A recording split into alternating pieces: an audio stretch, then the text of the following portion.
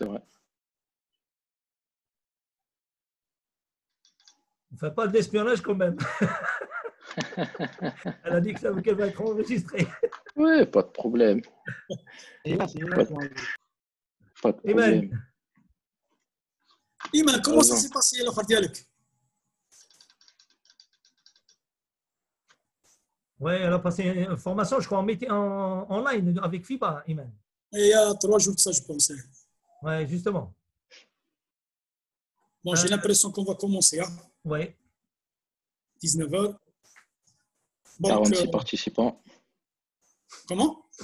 46 personnes sont là. Exactement. Il y a encore d'autres qui sont en retard. Il y a plus. On est là. On peut commencer, hein. Vous êtes prêts? Alain Mahmoudi Hamid, il est entré. Salut Hamid. Bonjour tout le monde. Il est entré par la grande porte. Bonsoir. Donc, alors on va commencer, Siana. Donc, assalamu alaikum wa rahmatullah. Donc, aujourd'hui, on a vraiment le grand plaisir d'accueillir notre ami Yoann Rousseau, un arbitre international français, qui a eu déjà officié la dernière finale Coupe du Monde en Chine en 2019 et qui est aussi désigné, Inch'Allah, pour arbitrer les prochains Jeux olympiques.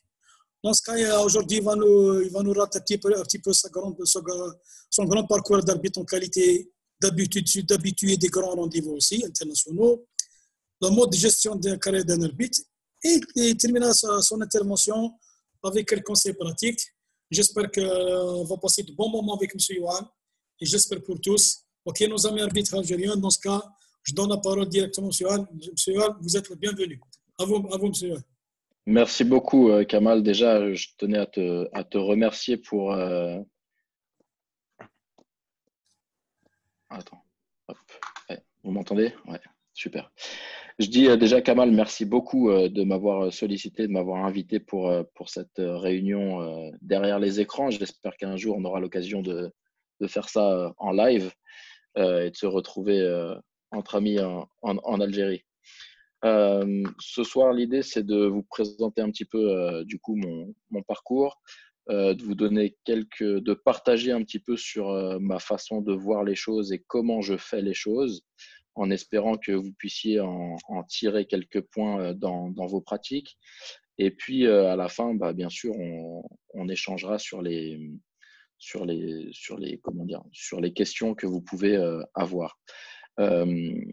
Voilà, ça serait bien que toutes les personnes participantes mettent leur micro en muet le temps de l'intervention et puis après, comme ça, on les réactivera peut-être au moment des questions. Hop, alors, je vais partager mon écran avec vous. Hop. Hop.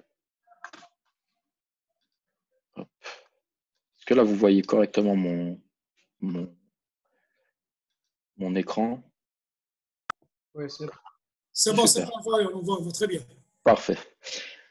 Parfait. Donc, mon parcours, bah, du début à aujourd'hui. Vous le savez, le 15 septembre, Kamal l'a évoqué tout à l'heure, j'ai arbitré la finale de la Coupe du Monde avec un Brésilien, Cristiano Marinho, et un Américain, donc Steven Anderson. Ce fut un réel moment de plaisir, de bonheur, mais c'était aussi un moment où l'on se doit d'être l'auteur de l'événement, où on se doit de représenter sa fédération du meilleur possible. Donc, avant ça, c'est beaucoup de travail et c'est un long chemin en fait qui a débuté de nombreuses années auparavant. Moi, j'ai commencé l'arbitrage à 13 ans dans mon club avec mon papa. Bah voilà, je jouais, j'avais envie de jouer et en même temps qu'on jouait, bah, il me posait des questions sur l'arbitrage. De temps en temps, il me faisait arbitrer un petit match ou deux d'entraînement, etc. Et puis jusqu'à un jour où on a commencé à arbitrer un petit peu plus sérieusement dans mon club. J'ai passé la formation d'arbitre à 14 ans en France au niveau départemental. Et puis après, comme il voyait que je me débrouillais correctement, que je ne sifflais pas tout le temps tout et n'importe quoi, que je prenais mon temps pour analyser, que j'arrêtais le jeu seulement quand c'était nécessaire, Et ben, ils m'ont demandé de passer la formation région. Alors, tous les lundis soirs, on se réunissait et puis on avait des cours sur le règlement, mais aussi sur des vidéos. Alors, à l'époque, les vidéos, c'était un petit peu plus compliqué parce que c'est plus comme maintenant. À l'époque, on fonctionnait avec des cassettes VHS pour ceux qui ont connu ça. Et c'était pas aussi simple que maintenant avec la vidéo, les ordinateurs, les disques durs et tout. Mais on a travaillé et puis j'étais en région et après, une fois en région, bah, on m'a proposé sur le championnat de France et puis par l'intermédiaire de stages, de divers stages de sélection en France, j'ai pu arriver en 2005 en National 1. Il faut savoir que la National 1 en France, c'est le 3e niveau et c'est le début de ce qu'on appelle l'arbitrage de haut niveau en France. J'accède à la Jeep Elite, donc la première division à 29 ans et c'était en 2011.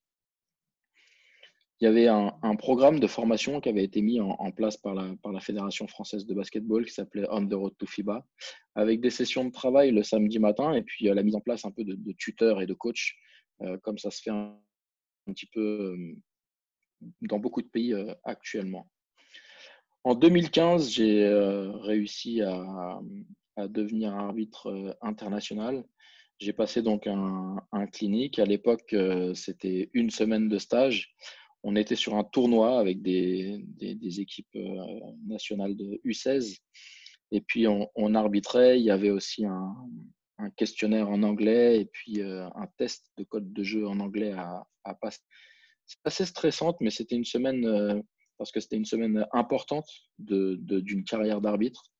C'était une semaine où, en fait, la carrière d'arbitre bascule ou pas vers le côté international. Et j'ai eu la chance de réussir et du coup de devenir arbitre international. Et dans la foulée, en 2016, j'ai eu la chance d'être invité dès la création de la Champions League. C'est enchaîné et puis il y a eu quelques moments de réussite. C'est la partie visible de l'iceberg. C'est ce que tout le monde voit en fait. Et beaucoup de gens pensent que cette partie qu'on voit se fait instinctivement et vient comme ça, un petit peu avec de la chance ou parce qu'on est bon. Dans les quelques moments de réussite, il y a eu notamment l'été 2017 où j'ai eu la chance d'aller aux États-Unis à Las Vegas pour la NBA Summer League. J'ai eu la chance aussi d'arbitrer un petit peu après la demi-finale de la Coupe d'Europe en 2017 en Turquie. J'ai eu la chance de faire la finale de la Coupe du Monde 2018 à Tenerife. En 2019, de nombreuses finales, la finale de la Coupe intercontinentale, la finale de la BCL et la finale de la Coupe du Monde. En France, bien sûr, j'ai eu la chance et l'honneur d'arbitrer sur sur 2 finales de Leaders Cup, plusieurs finales de Pro B et plusieurs matchs de finale de JP League. C'est la réussite, hein, simplement, et c'est la partie que tout le monde voit. Et pense que cette partie-là arrive un petit peu comme ça en claquant des doigts. Sauf que pour arriver à ces moments, on va dire, de grands événements où on a la chance d'être sur le terrain et on prend beaucoup de plaisir, il y a beaucoup d'épreuves à passer avant. Il y a bien sûr les blessures, parce que on commence le basket pour jouer. Et moi, j'ai toujours aimé continuer à jouer. Alors, il y a beaucoup de gens qui disent oui, c'est dangereux de jouer au basket, ça apporte beaucoup de blessures, etc. Mais c'est aussi un moyen de garder une condition physique. C'est aussi un moyen de comprendre les joueurs et savoir ce qu'ils ressentent lorsque l'arbitre siffle quelque chose qui n'est pas correct. Savoir aussi connaître un petit peu ce sentiment d'avoir perdu et je dirais pas ce malheur, mais cette tristesse que la défaite peut produire chez certaines personnes. Donc, moi, ce que je vous conseille, en tout cas, c'est de continuer à jouer dans la mesure du possible parce que c'est très enrichissant et au niveau de connaissance du basket, mais aussi au niveau physique. Bien sûr, sur le chemin, j'ai eu aussi des déchirures musculaires. Voilà, à force de vouloir trop s'entraîner, de trop travailler, et le corps est fatigué et il faut de temps en temps écouter son corps pour le temps de repos, parce que le temps de repos est très important dans la performance. Sur le chemin, il faut savoir que tout le monde ne croit en votre capacité à réussir. Je me rappelle que quand je suis arrivé en JP League, donc en première division, on m'avait donné un tuteur.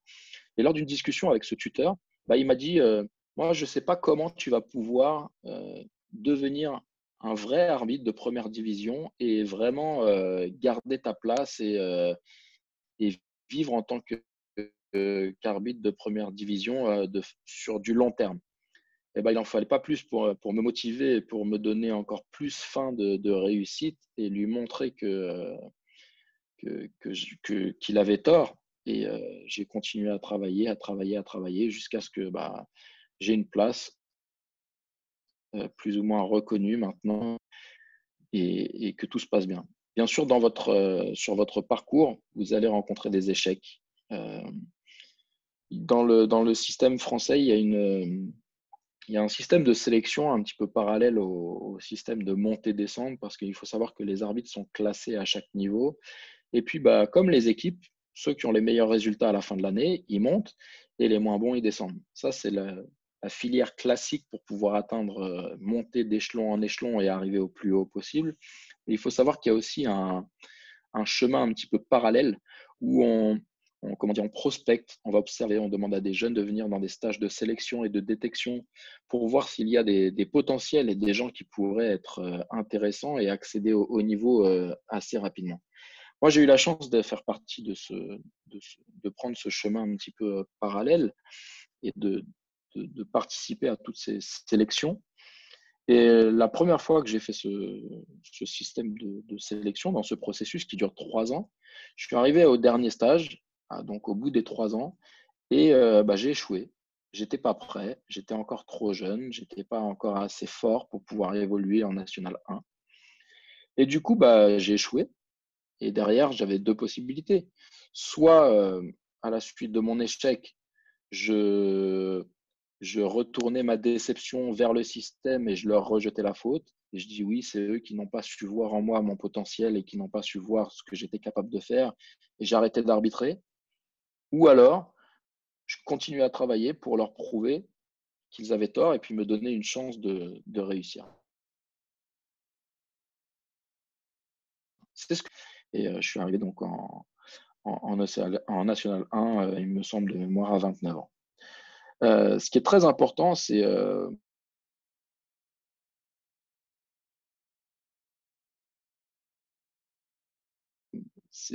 pas ce que vous allez rencontrer sur les blessures, c'est très bien sûr, ça peut arriver à tout le monde. Ce qui est important, c'est tout de suite s'en occuper, d'aller voir le kiné, de faire les examens qu'il y a besoin de voir, aller voir un médecin, demander aux collègues, etc., pour avoir les meilleurs conseils possibles et voir les meilleures personnes. Mais il ne faut pas laisser traîner, il ne faut pas cacher. Lorsque tout le monde ne croira pas en vous, il faut croire en vous. Et surtout, il faut travailler pour convaincre les gens et montrer votre réussite. Ça ne sert à rien de parler. Il y a beaucoup de gens qui pensent qu'ils vont réussir en vendant un petit peu leur image auprès des autres. Et ce n'est pas ça qui fait que vous allez réussir. C'est plutôt comment vous allez organiser votre travail et comment vous allez arbitrer. Vous allez organiser tout ça. L'échec, c'est simplement la façon dont on l'encaisse et comment on se remet au travail et comment on rebondit pour faire mieux derrière. Et puis, vraiment, ce qui est le plus important, c'est de toujours améliorer votre arbitrage et vos compétences d'arbitre. Et vous allez dire, il y a des arbitres qui disent oui, mais moi, je travaille l'arbitrage. Et quand vous leur demandez ce qu'ils font, ils disent j'écoute les conseils de mon tuteur ou de mon observateur et puis j'essaye de l'appliquer au prochain match. Mais ça, c'est pas assez. C'est clairement, imaginons qu'un joueur, il joue un match, son coach, il lui dit, tu n'as pas réussi ton lay-up main droite, il faut que tu sois plus fort plus de vitesse dedans. Le joueur, il ne va pas attendre le prochain match pour essayer.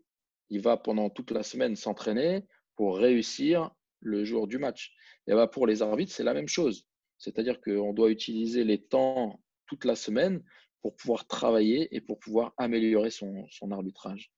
Et donc, les conseils que moi, je voudrais partager avec vous, c'est ce que moi j'ai fait en tout cas. Et vous voyez que déjà, les 3 premiers points, c'est travail, travail, travail. Le travail est super important. Et on peut toujours travailler, quoi qu'il arrive, peu importe où on habite, peu importe les conditions. Alors peut-être qu'on ne pourra pas tout travailler de la même façon, suivant l'accès qu'on a, etc. En tout cas, déjà, le premier travail, c'est de regarder des matchs. Et regarder des matchs, ça veut dire, bien sûr, si vous le pouvez, alors il y a Internet, bien sûr, mais il y a aussi aller voir les matchs en direct. Alors j'ai la chance d'être sur le continent européen, il y a beaucoup de matchs de Coupe d'Europe, des choses comme ça. Et moi, ce que je faisais, c'est que quand j'allais voir les matchs, j'essayais toujours de me trouver une place qui correspondait à peu près à une position d'un arbitre sur le terrain. Et soit derrière le panier, comme étant un arbitre de tête, ou plutôt vers le milieu, comme un arbitre de queue ou comme un arbitre de centre. Et j'essayais toujours de descendre le plus bas possible pour pouvoir regarder le jeu de façon un petit peu plus proche, pour habituer mes yeux à la vitesse d'exécution des joueurs.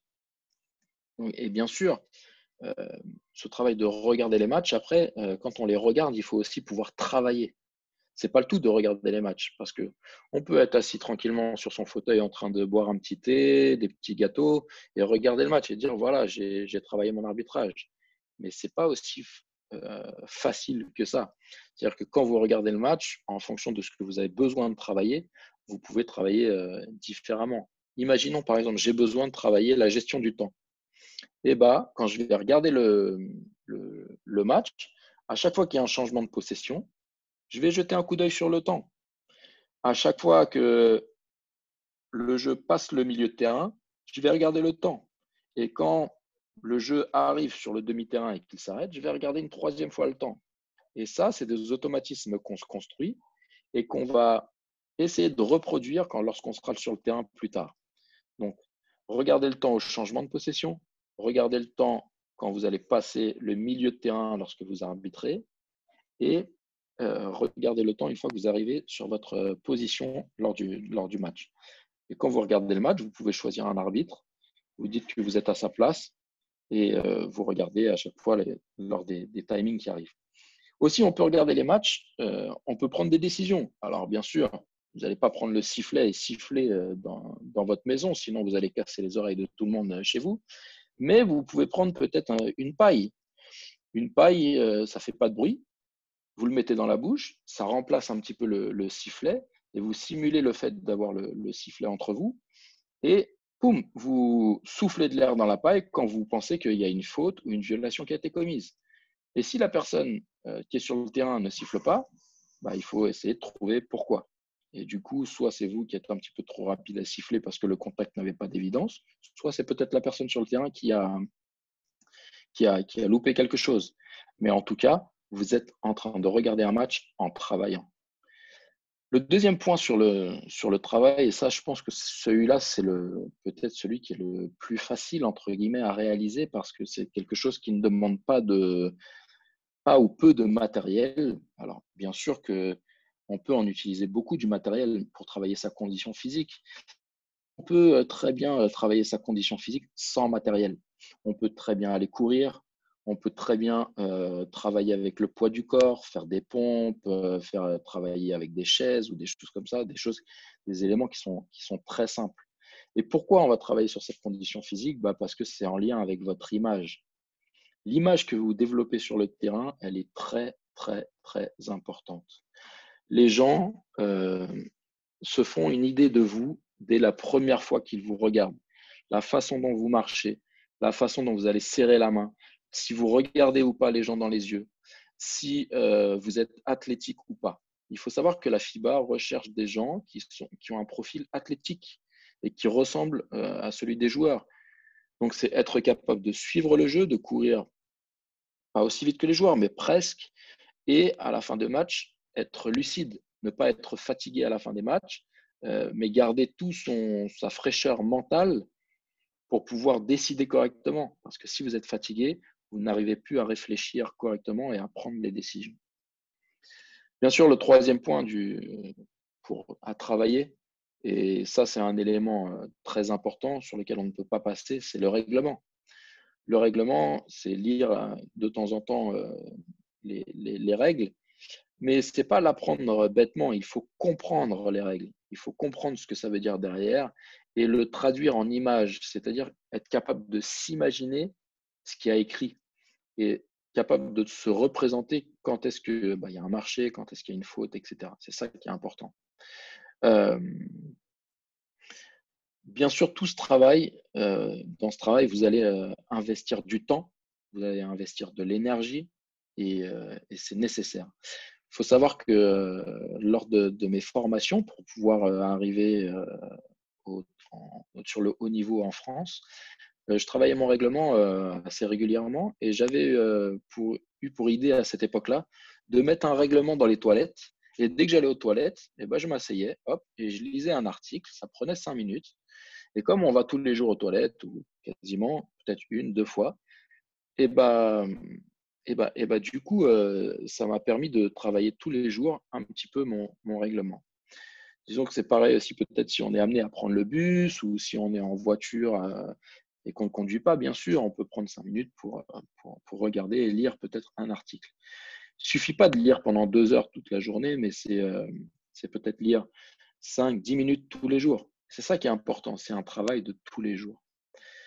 Bien sûr, si vous voulez réussir, il faut investir un petit peu. Alors, moi, ce que j'avais fait, bien sûr, j'ai pris un abonnement de TV avec les chaînes qui passent du basket. Euh, j'ai mis un petit peu d'argent aussi pour acheter des billets et aller voir des matchs en live. Euh, à l'époque, j'avais pris des billets d'avion et j'avais été voir Eddie Viator, très grand arbitre du basket français. Il arbitrait à cette époque-là en Euroleague en Espagne. J'avais pris des billets et puis j'avais pu aller voir le match. J'avais pu aller le voir arbitrer en live. Et du coup, moi, bien sûr, ça m'a coûté un petit peu d'argent, mais c'était très riche comme expérience parce que j'ai pu voir comment il faisait, qu'est-ce qui se passait dans cette organisation en tant qu'arbitre international. Et puis, j'ai vécu un petit peu avec lui comment se déroulait l'avant et puis l'après-match. J'avais aussi investi un petit peu d'argent quand je suis arrivé en première division, donc en Jeep Elite. J'ai payé un coach mental pour pouvoir travailler avec lui. Bien sûr, surtout l'aspect mental et préparation mentale pour les matchs. Afin d'être dans la tête, je dirais, libre et prêt à arbitrer. Ce que je vous invite à faire aussi, c'est à explorer un peu tous les côtés du basket. Tout à l'heure, on parlait d'être joueur et de continuer à jouer.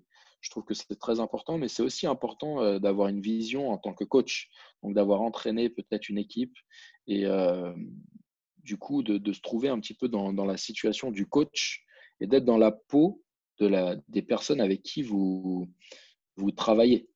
Parce que c'est facile de venir au basket, de siffler faute, pas faute et d'être un petit peu un policier. Mais ce n'est pas ça qui fait de vous un bon arbitre ou une bonne personne. C'est d'être capable de comprendre ce qui se passe sur le terrain, de comprendre la réaction des joueurs, la réaction des coachs, la réaction des officiels de table de marque, et après, vous, pouvoir vous adapter et de pouvoir prendre les bonnes décisions derrière. Bien sûr, il vous faudra de la persévérance.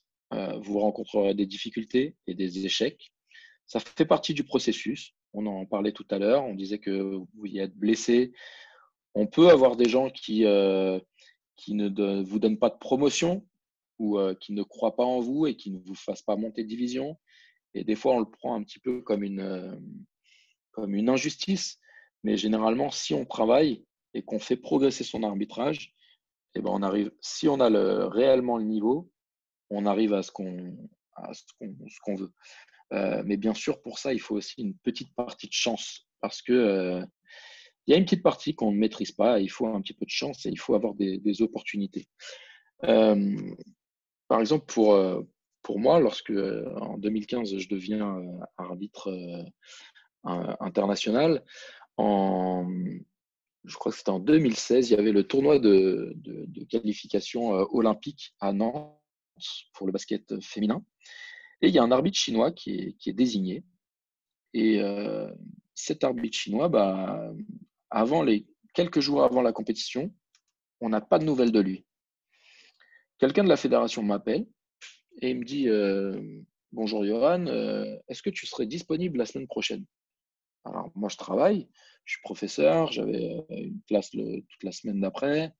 Je dis, bah, écoute, normalement, je suis au travail, mais je peux essayer de voir pour me libérer. Donc, j'appelle ma patronne, je discute avec elle, je lui explique la situation et elle me dit, OK. Je rappelle cette personne de la fédération et elle m'explique un petit peu les choses. Elle me dit, ben voilà, dans 2 jours, il va y avoir le tournoi qualificatif à Nantes. On n'a pas trop de nouvelles de l'arbitre chinois qui ne donne pas de nouvelles et on cherche quelqu'un pour le remplacer.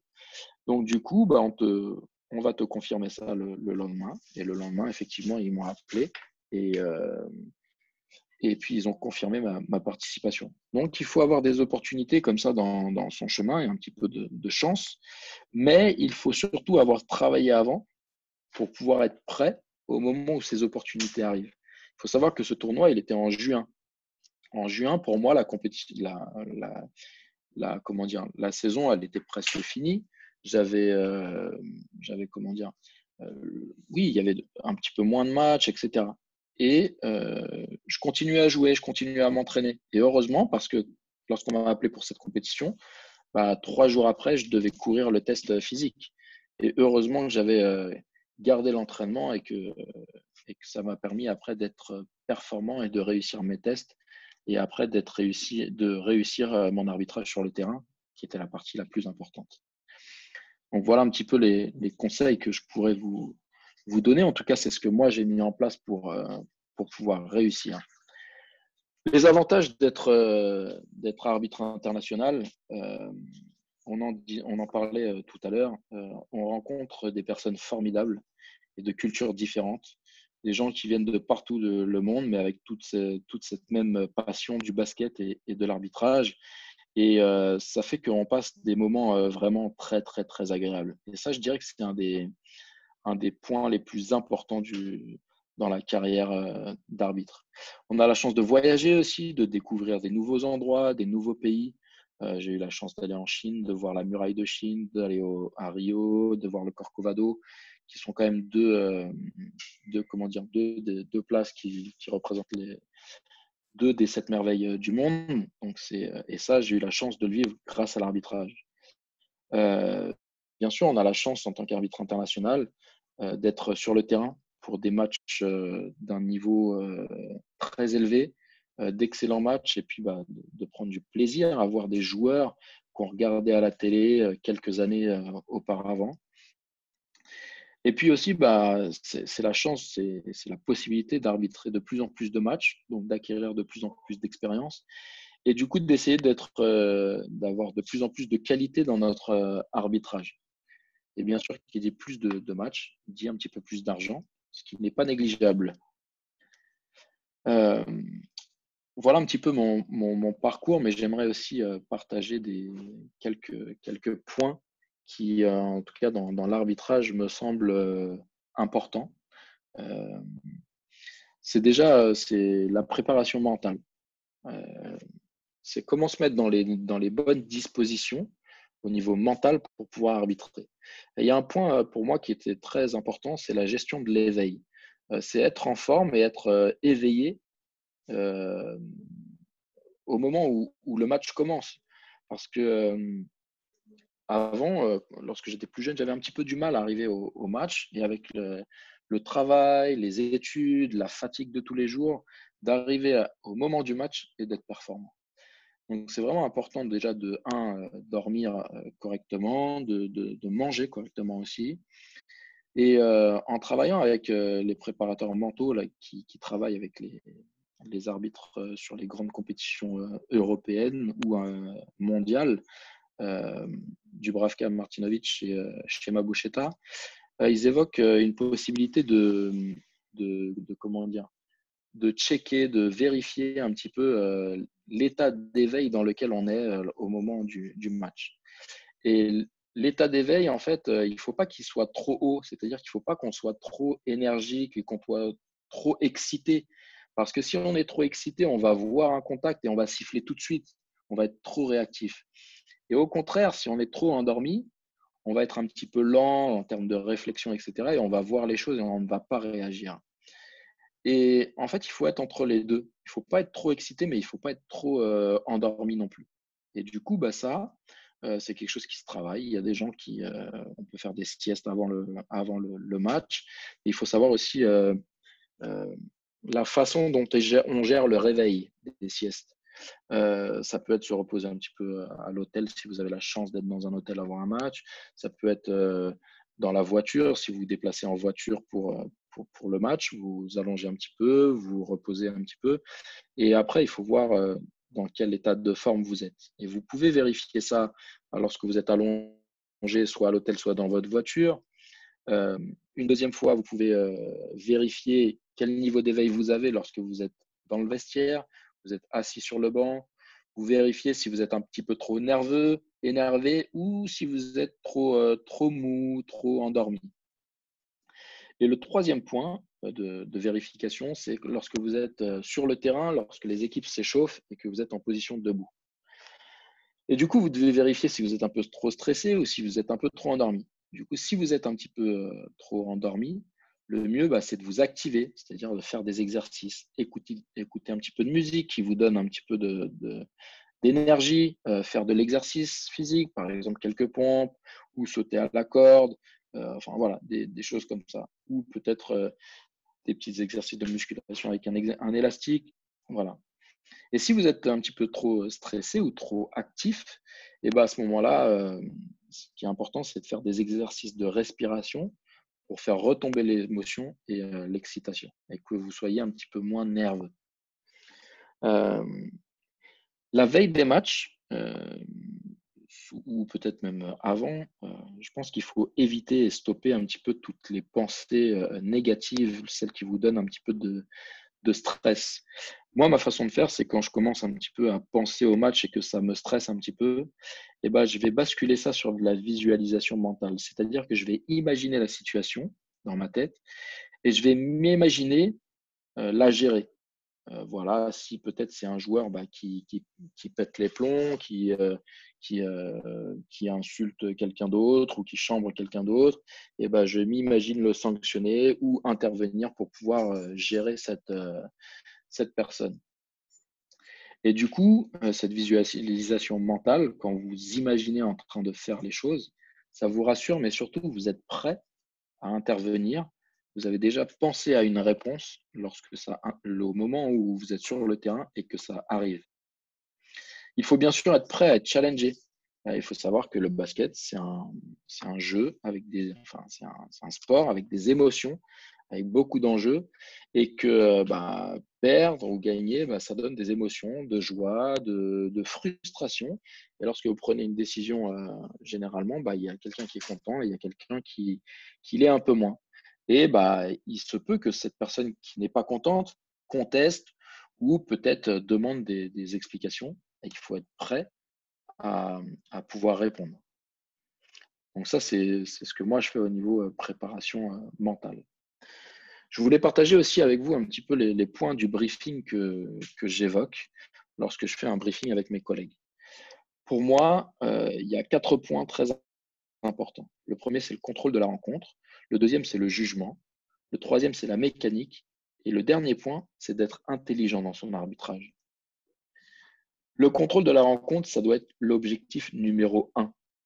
C'est-à-dire que les joueurs, les coachs doivent rester dans un cadre et doivent jouer au basket. Ça ne doit pas devenir n'importe quoi sur le terrain. On doit leur donner un cadre où ils doivent se concentrer sur le fait de jouer au basket. Une erreur, ça ne donne pas le droit au coach de faire tout et n'importe quoi, ni même aux joueurs. Mais ça, on va le contrôler grâce au jugement. Et j'ai l'habitude de dire avant le match que si ça joue proprement au basket, il faut laisser les joueurs jouer et ne pas arrêter la musique. Ne pas siffler pour des petits contacts si les joueurs jouent proprement au basket. Maintenant, si c'est de la triche, si les joueurs ne défendent pas avec leurs jambes, mais qui commencent à mettre les mains sur les hanches des autres pour pouvoir les ralentir, s'ils font des petits accrochages, qui influent sur un joueur qui est en train de se démarquer, par exemple, des choses comme ça, eh ben, il faut intervenir, il faut nettoyer et il faut mettre le cadre pour les rappeler à l'ordre. Et il y a deux façons. Il y a siffler les fautes, mais il y a aussi dire à un joueur quand on a vu et que c'est un petit peu limite, on n'est pas obligé de siffler pour contrôler. On peut prendre la décision de ne pas siffler et puis lorsque le jeu s'arrête, d'aller voir le joueur et de lui dire attention, ton écran, il était à la limite d'être illégal. Ou aller voir le joueur et dire attention, sur tes écrans, ne bouge pas. Ou peut-être dire à la personne qui défend sur le porteur de balle attention à tes mains, tu es à la limite de ce qu'on peut faire. Et du coup, on n'a pas sifflé, mais on lui a donné une information et ça nous permet de contrôler les choses. Et s'il y a de la triche, nettoyer, c'est très important. Et si vous avez donné un conseil à un joueur sur la façon de défendre, derrière, lorsque vous allez siffler une faute, il ne pourra pas contester parce que vous avez dans votre poche l'atout de lui dire « je viens de t'en parler ». Et du coup, il était au courant. Le jugement est très important et il est très important que les arbitres identifient le point de contact. En anglais, ils disent « point of contact » avant de siffler une faute. Et c'est très important de suivre un processus qui vous amène à une décision. C'est-à-dire que vous regardez le jeu, vous voyez le contact. Ensuite, il faut analyser l'influence de ce contact. Est-ce que ce contact est une faute ou pas? Est-ce qu'il a influencé le rythme du joueur? Est-ce qu'il a influencé sa vitesse? Est-ce qu'il a influencé son équilibre? Et est-ce que c'est dans ma zone de responsabilité ou pas? Et ensuite, vous décidez de siffler, de ne pas siffler, ou de le mettre en mémoire et de parler aux joueurs un petit peu plus tard. Voilà, donc ça, c'est deux choses, c'est des petits points au niveau du jugement qui sont très importants. C'est être capable d'identifier le point de contact et de suivre un processus qui est de voir, analyser et après décider. Le contrôle de la rencontre est lié au jugement et le jugement est lié à la mécanique. C'est-à-dire que vous devez connaître la mécanique à 3 ou à 2 en fonction du nombre d'arbitres pendant les matchs. Et il faut être très concentré et appliqué sur la mécanique parce que c'est la mécanique qui est la base de notre performance. Chacun a une part de responsabilité. Il a 33% de la couverture du terrain à couvrir. Et si chacun fait son travail, normalement, le match est contrôlé, tous les joueurs sont contrôlés. La mécanique, c'est trouver la bonne position pour avoir un angle ouvert et pouvoir arbitrer la défense, parce qu'on arbitre la défense. L'arbitre aussi doit avoir dans son état d'esprit un état d'esprit proactif. En anglais, ils disent « one step ahead the game », c'est-à-dire être une marche en avance du jeu. Ce qui veut dire que lorsque vous arbitrez, vous devez constamment vous questionner et réfléchir à ce qui va se passer après. Le meneur a le ballon, qu'est-ce qu'il va faire avec son ballon? Est-ce qu'il va donner la balle dans l'aile à droite? Est-ce qu'il va faire une passe dans l'aile à gauche? Est-ce qu'il va attaquer le panier? Est-ce qu'il va tirer?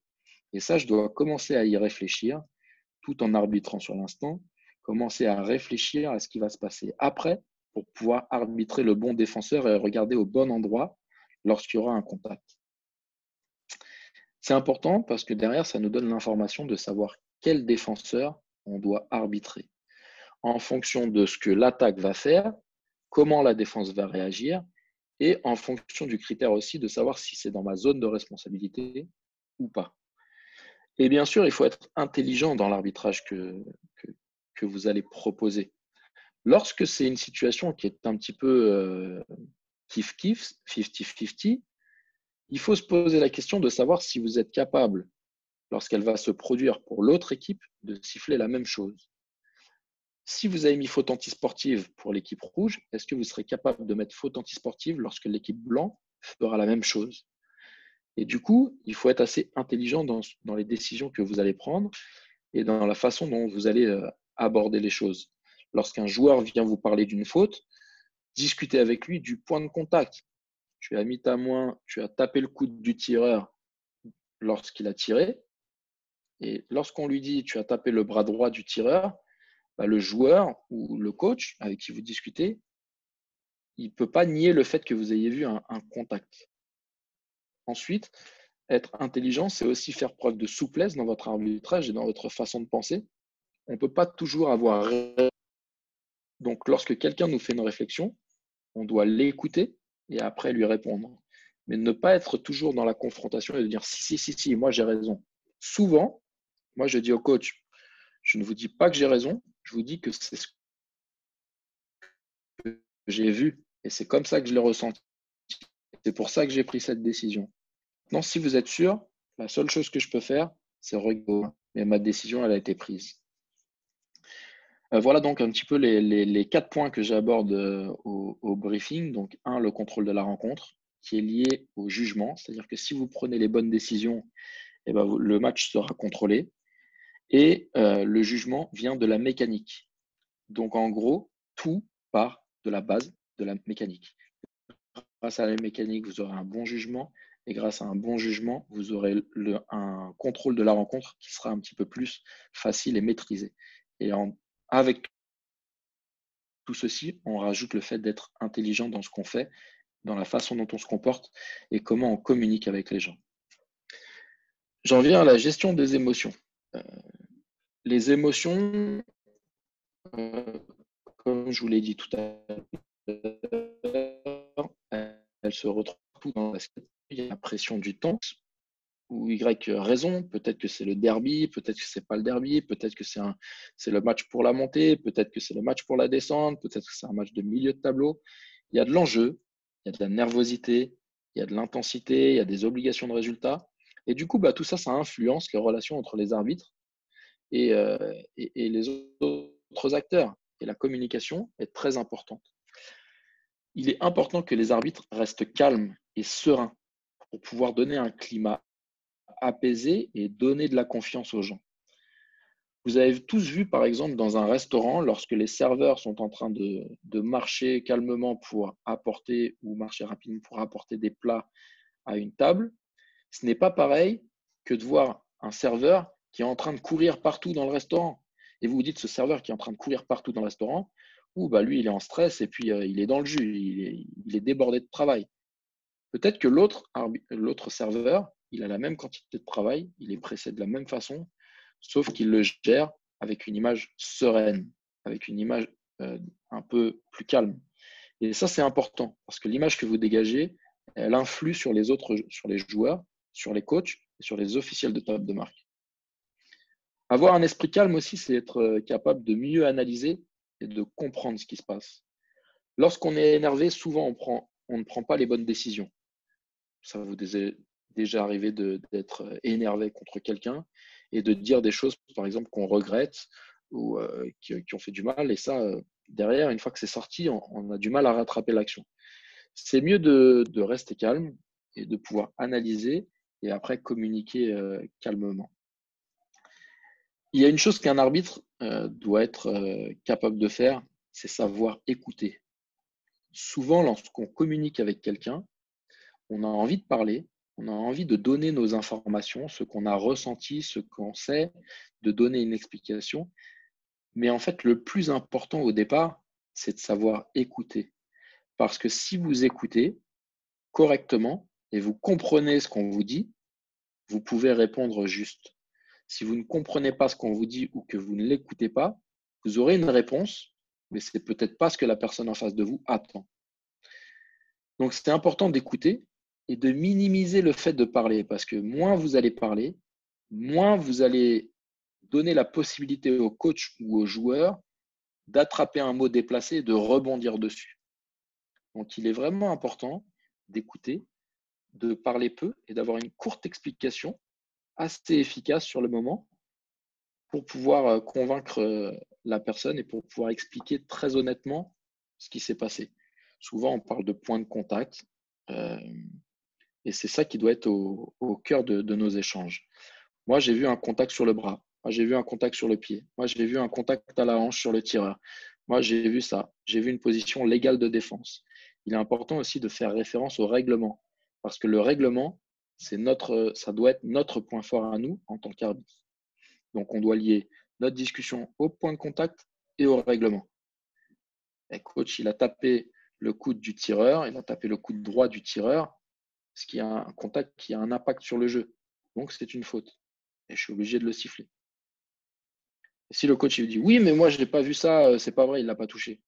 De ma position, coach, j'ai vu ce contact, c'est pour ça que j'ai sifflé. Je ne vous dis pas que j'ai raison, je vous dis que c'est ce que j'ai vu. Et généralement, c'est plus ou moins accepté et ça passe. La gestion des émotions, elle est due à ce que je disais tout à l'heure par rapport au briefing, c'est-à-dire qu'elle est liée au jugement et elle est liée à la mécanique. Si vous avez une bonne position, vous avez un meilleur jugement et de meilleures décisions, et derrière, la gestion est plus facile. La gestion des émotions des autres est beaucoup plus facile. Mais du coup, comme on est moins contesté, notre émotion à nous est plus facile à gérer. Il est important de vivre le moment présent, c'est-à-dire de ne pas vivre dans le passé, mais aussi de ne pas vivre dans le futur. Lorsqu'on commet une erreur, souvent on a cette petite montée un petit peu d'adrénaline et on commence à réfléchir à cette erreur, pourquoi j'ai fait cette erreur, mince, j'ai loupé ça, etc. Et là, lorsqu'on est en train de penser à cette erreur qu'on a fait au préalable, eh ben, on n'est plus en train d'arbitrer ce qui se passe en face de nous. En tout cas, on n'a plus 100% de nos capacités sur le moment présent et sur les actions qui sont en face de nous. Parce qu'on est en train de penser à ce qu'on a fait comme erreur avant. Et c'est la meilleure façon, lorsqu'on ressasse, de refaire des erreurs et de tomber dans un engrenage où on accumule les erreurs. Il est important de savoir mettre dans sa poche une, entre guillemets, comme image, une erreur et pouvoir l'analyser plus tard. Aussi, par exemple, on ne peut pas vivre dans le futur. Par exemple, lorsqu'on a fait une erreur, on ne peut pas penser à comment ça va influencer. Mince, je vais avoir une mauvaise note, peut-être que je ne serai pas désigné pour le prochain match, peut-être que je ne serai pas désigné pour la finale, peut-être que je ne vais pas monter de division. Et bien là, on est en train de penser au futur et on n'est plus en train d'arbitrer ce qui se passe en face de soi.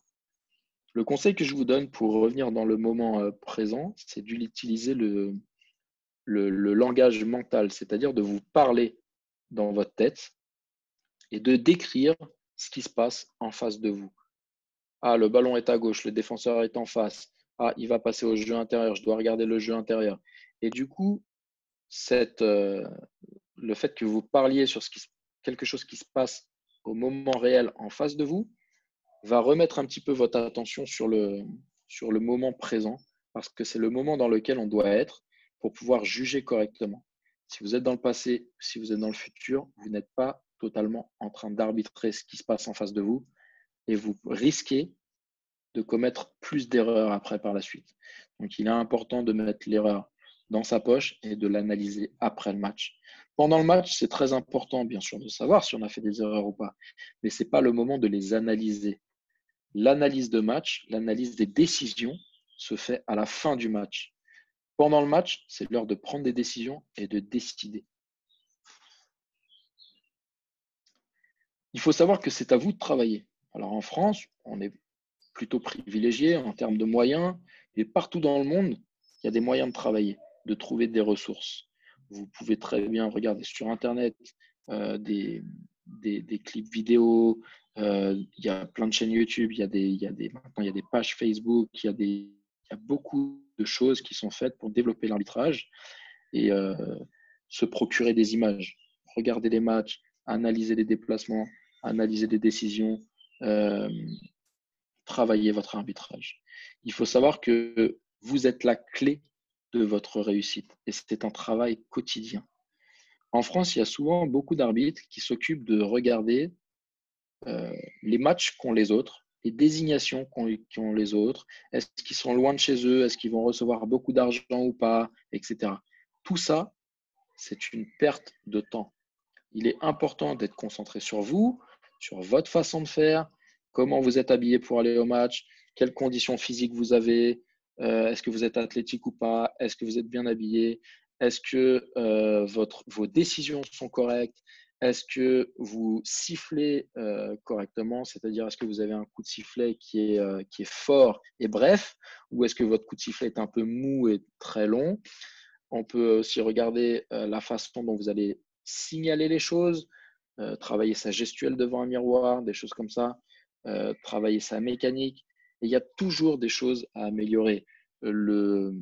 L'utilisation de la voix après les décisions, il y a plein de choses qu'on doit travailler et ne gaspillez pas votre temps à penser aux autres. C'est très important dans la façon dont vous allez vous développer. Moi, je vous souhaite de réussir en tout cas le meilleur. Et il y a une différence entre le rêve, entre rêver quelque chose et que ça devienne un objectif. Lorsqu'on rêve de quelque chose, on ne fait rien pour le réaliser. C'est-à-dire qu'on en rêve, mais sûrement ça ne se réalisera pas et ce n'est pas grave. Mais lorsque ça devient un objectif, vous devenez acteur, vous avez un plan pour le réaliser et vous avez des limites de temps. C'est-à-dire que dans vos objectifs, vous dites en fin de saison, je dois maîtriser telle chose de la mécanique. En fin de saison, je dois maîtriser telle chose de ma gestuelle. En fin de saison, dans 2 ans, je dois maîtriser ça. Dans 3 ans, je dois maîtriser ça et ainsi de suite. Et toujours faire en sorte que votre arbitrage soit de plus en plus performant. Et pour réussir, vous devez faire attention à beaucoup de détails. Et ça demande énormément de travail. Donc voilà, j'en arrive un petit peu à la fin. Et du coup, je vous souhaite de travailler assez pour avoir les opportunités qui permettront d'atteindre vos objectifs dans l'arbitrage. Et sachez que souvent, on dit « Ah, lui, il a de la chance, il a de la chance, il a de la chance ». Et moi, j'ai appris une chose lors de mon parcours, c'est que plus j'ai travaillé et plus j'ai eu de la chance. Les gens qui travaillent le plus, ils ont un peu plus de chance que les autres. Voilà, j'en arrive à la fin de ma présentation et du coup, je vous remercie pour votre écoute. Et puis, je suis ouvert à répondre à vos questions si vous en avez. C'est à nous de vous remercier, monsieur Yohan. Ça a été une intervention formidable, très enrichissante. J'espère que nos amis arbitres ils ont bien retenu le message, les conseils que vous avez donnés. Donc, pour ne pas trop tarder, moi, j'aimerais bien laisser le soin aux arbitres. Messieurs les arbitres, si vous avez des questions, monsieur Yohan est là pour vous répondre. Sofiane, tu gères la situation. Merci. Mahmoudi. Vous pouvez, je crois, aussi poser les questions. Il y a un chat aussi pour parler. Donc, voilà. Monsieur Yohan, merci pour la qualité de votre intervention. Moi, c'est Monsieur Mahmoudi. Je suis commissaire technique national, ex-arbitre international de zone. Moi, je ne voudrais pas comparer les conditions dans lesquelles vous évoluez, vous travaillez. Ce qui est certain, moi, ce que j'ai retenu, c'est que vous avez commencé très jeune l'arbitrage à 14 ans, ça c'est très important. Et puis, vous l'avez commencé dans un club et c'est, je pense, la méthode que vous avez actuellement en France. L'arbitre doit commencer dans son club, c'est une obligation. Je souhaiterais qu'en Algérie, on en arrivera à cette situation, c'est-à-dire obliger les clubs à avoir des arbitres de club. Sinon, tout votre parcours et votre succès n'est que le fruit de votre travail. Ça, c'est certain. Vous avez travaillé et donc vous avez atteint tous les objectifs. Vous avez soulevé dans une revue le problème de professionnalisation de l'arbitrage. Moi, personnellement, je suis pour professionnaliser l'arbitrage parce que l'arbitre, d'abord, doit se concentrer totalement pour l'arbitrage s'il veut atteindre le niveau FIBA. Qu'en pensez-vous de cette professionnalisation de l'arbitrage? La professionnalisation de l'arbitrage, elle se fait suivant déjà les moyens des fédérations. Donc, ça va être long et lent, je pense. Mais je pense que c'est un facteur qui est essentiel parce que comme les joueurs, on nous demande une performance de haut niveau avec des décisions de qualité. Et pour être totalement concentré sur sur le travail qu'est l'arbitrage, parce que c'est un réel travail. En tout cas, moi, ça me demande énormément de temps et autant de temps que mon travail de professeur des écoles. Voilà, et ce temps, cet investissement, c'est un travail. Et du coup, bah, pour moi, il doit y avoir des conditions de travail qui doit être la professionnalisation est quelque chose qui doit avoir lieu. Après, sous quelle forme, ça, je ne sais pas. Mais j'espère en tout cas que ça arrivera le plus vite possible et dans les meilleures conditions possibles. Merci, Monsieur Johan. Merci pour votre Avec intervention. plaisir. Iman. Voilà, c'est bon? On t'entend, Imen. Oui, très bien. Donc, tout d'abord, je vous remercie pour la présentation enrichissante. Et encore une fois, très heureuse de vous voir parmi nous et soyez la bienvenue. Donc, j'ai plusieurs questions. Est-ce que c'est possible? Est-ce que vous me permettez? Bien sûr. Oui, j'ai le temps, il n'y a pas de problème, Imen, vas-y. D'accord, aussi, moi, mais pour laisser la parole à mes collègues, donc je ne sais pas s'il y a moyen de poser plusieurs questions. Pas de souci, Vas-y, pas de vas-y. souci. Ok, donc j'y vais question par question ou bien je pose Oui, Oui, vas-y, on préfère question par question. question pour question. Donc je commence ma première question.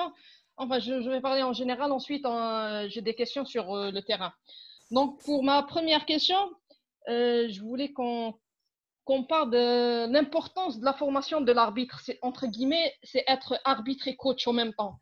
Donc la formation de coaching pour l'arbitrage. Donc est-ce que vous pouvez me donner plus de détails par rapport, c'est-à-dire les bénéfices qu'on pourra lorsqu'on est en même temps arbitre et coach, entraîneur.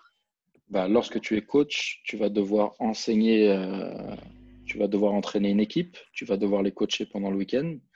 Et du coup, tu vas avoir un petit peu plus de connaissances au niveau des techniques de jeu et au niveau des tactiques que les équipes vont utiliser. Du coup, tu commenceras un petit peu à réfléchir sur le plan technique et tactique à ce que font les joueurs sur le terrain. Et ça, c'est quelque chose qu'après, tu peux utiliser lorsque tu vas arbitrer. Parce que du coup, tu sauras un petit peu en avance ce qui va se passer et tu vas t'attendre à des choses. Lorsque, par exemple, tu fais une presse tout-terrain, donc une défense tout-terrain avec une haute pression, souvent, c'est pour faire commettre à l'adversaire une erreur. Un marché, une mauvaise passe, une violation de 5 secondes ou une violation des 8 secondes. Et toi, en tant qu'arbitre, si tu vois une presse tout-terrain se mettre en place par une des deux équipes, bah, tout de suite, tu dois penser à ces choses-là. Sauf que si tu ne le connais pas et si tu ne sais pas pourquoi on fait par exemple une presse tout-terrain, et bah, peut-être que tu vas dire « Oh, bah, c'est pas grave, il a fait 5 secondes et demie, 6 secondes, c'est pas très grave, je vais le laisser. » Oui, ils ont fait 9 secondes pour passer le milieu de terrain. Bon, c'est qu'une seconde de plus, j'étais pas prêt, c'est pas grave. Du coup, tu prends pas la bonne décision. Alors que si tu es préparé, si tu as coaché, tu as des idées un petit peu de ce qui se passe sur le terrain et tu peux porter un petit peu ton attention sur ce qui va se passer devant toi et tu vas pouvoir anticiper un petit peu où tu vas regarder. Et la deuxième chose d'avantage dans le coaching, en plus des connaissances techniques et tactiques et de pouvoir les appliquer un petit peu dans le jeu, c'est de pouvoir te mettre à la place des personnes avec qui tu discutes tous les jours en tant qu'arbitre. C'est-à-dire que tu vas parler avec des coachs et toi, tu vas te mettre dans la place de l'autre personne et tu vas te mettre à la place de quelqu'un qui reçoit le message des arbitres. Et tu verras que bah, si l'arbitre te parle de façon un petit peu déplacée ou hautain ou peut-être se moque de toi ou quelque chose, bah, tu ne vas pas aimer. Et du coup, tu vas pouvoir améliorer toi ta façon de discuter avec les coachs. Et aussi, quand le match va être serré un petit peu et que bah, tu vas connaître l'importance d'être concentré parce que bah, ça peut soit te donner beaucoup de plaisir, soit te donner beaucoup de frustration si tu gagnes ou si tu perds. Voilà, donc merci. Donc pour conclure, c'est très bénéfique. Donc je conseille aux arbitres d'avoir des formations d'entraîneur. Exactement, Exactement. Il faut savoir qu'en France, moi, j'ai suivi pratiquement toutes les formations d'entraîneur et j'ai mes diplômes pour pouvoir entraîner. Donc, vous êtes entraîneur aussi. Oui, alors j'ai arrêté d'entraîner parce que j'ai plus le temps avec les matchs internationaux, mais j'ai continué d'entraîner jusqu'à il y a encore 2 saisons. Ça fait 2 saisons que je n'entraîne plus, mais sinon, depuis que j'ai 11 ans ou 12 ans, j'entraîne jusqu'à maintenant, ça fait 25 ans peut-être que j'ai entraîné. Ok, très bien, Pendant parfait. 25 ans, j'ai entraîné. Parfait, parfait, c'est très clair, merci. Donc, je me passe pour ma deuxième question. Mhm. Donc, l'utilisation du visionnage vidéo. Donc, je m'explique. Donc, c'est pour l'apprentissage d'une part et le scouting d'une autre part. Donc, pour l'apprentissage, c'est-à-dire le développement de l'arbitre en utilisant ce visionnage. Et d'autre part, la préparation des matchs. Donc, est-ce que vous pouvez nous donner plus de détails par rapport à ça? Il y a plusieurs choses. L'analyse vidéo, il y a déjà habituer son cerveau et ses yeux à voir des choses et créer, entre guillemets, une banque de données. Enregistrer des choses dans son cerveau. Et ce qui fait que quand vous allez les revoir sur le terrain, votre cerveau il va aller beaucoup plus vite pour analyser. C'est-à-dire que si vous avez regardé, par exemple, beaucoup de clips sur les situations de faute offensive ou faute défensive, ça va être beaucoup plus facile pour vous parce que votre cerveau il aura enregistré beaucoup d'informations, beaucoup de situations un peu similaires et vous serez capable tout de suite de vous dire ah, ça c'est faute défensive, ça c'est faute offensive. Donc ça, c'est une première chose. Ensuite, sur la vidéo, tu disais tout à l'heure un travail de scouting. La vidéo, si vous pouvez avoir la vidéo des équipes que vous allez arbitrer, ça vous permet de voir les caractéristiques des joueurs, qui est le plus fort joueur, quels sont les leaders de l'équipe. Et un leader, ce n'est pas forcément celui qui va marquer tous les points. C'est peut-être aussi quelqu'un qui va encourager les autres. C'est peut-être quelqu'un qui va aller parler aux arbitres. Quelqu'un qui va aller parler le coach, qui va aller défier peut-être ses adversaires, quelqu'un qui a un gros caractère, quoi. Et ça, il faut être prêt à prendre des informations, à savoir qui sont ces personnes-là pour pouvoir les contrôler. Dans le scouting d'avant-match, si vous pouvez toujours avoir la vidéo des équipes qui jouent, ça vous permet aussi de voir les systèmes de jeu et peut-être de savoir que un tel est un shooter et peut-être que quand la balle elle est là, peut-être qu'ils vont venir prendre à deux, des choses comme ça. Peut-être que lui est quelqu'un qui est habitué à faire des tirs à 3 points ou des choses comme ça. Et du coup, ça vous donne des informations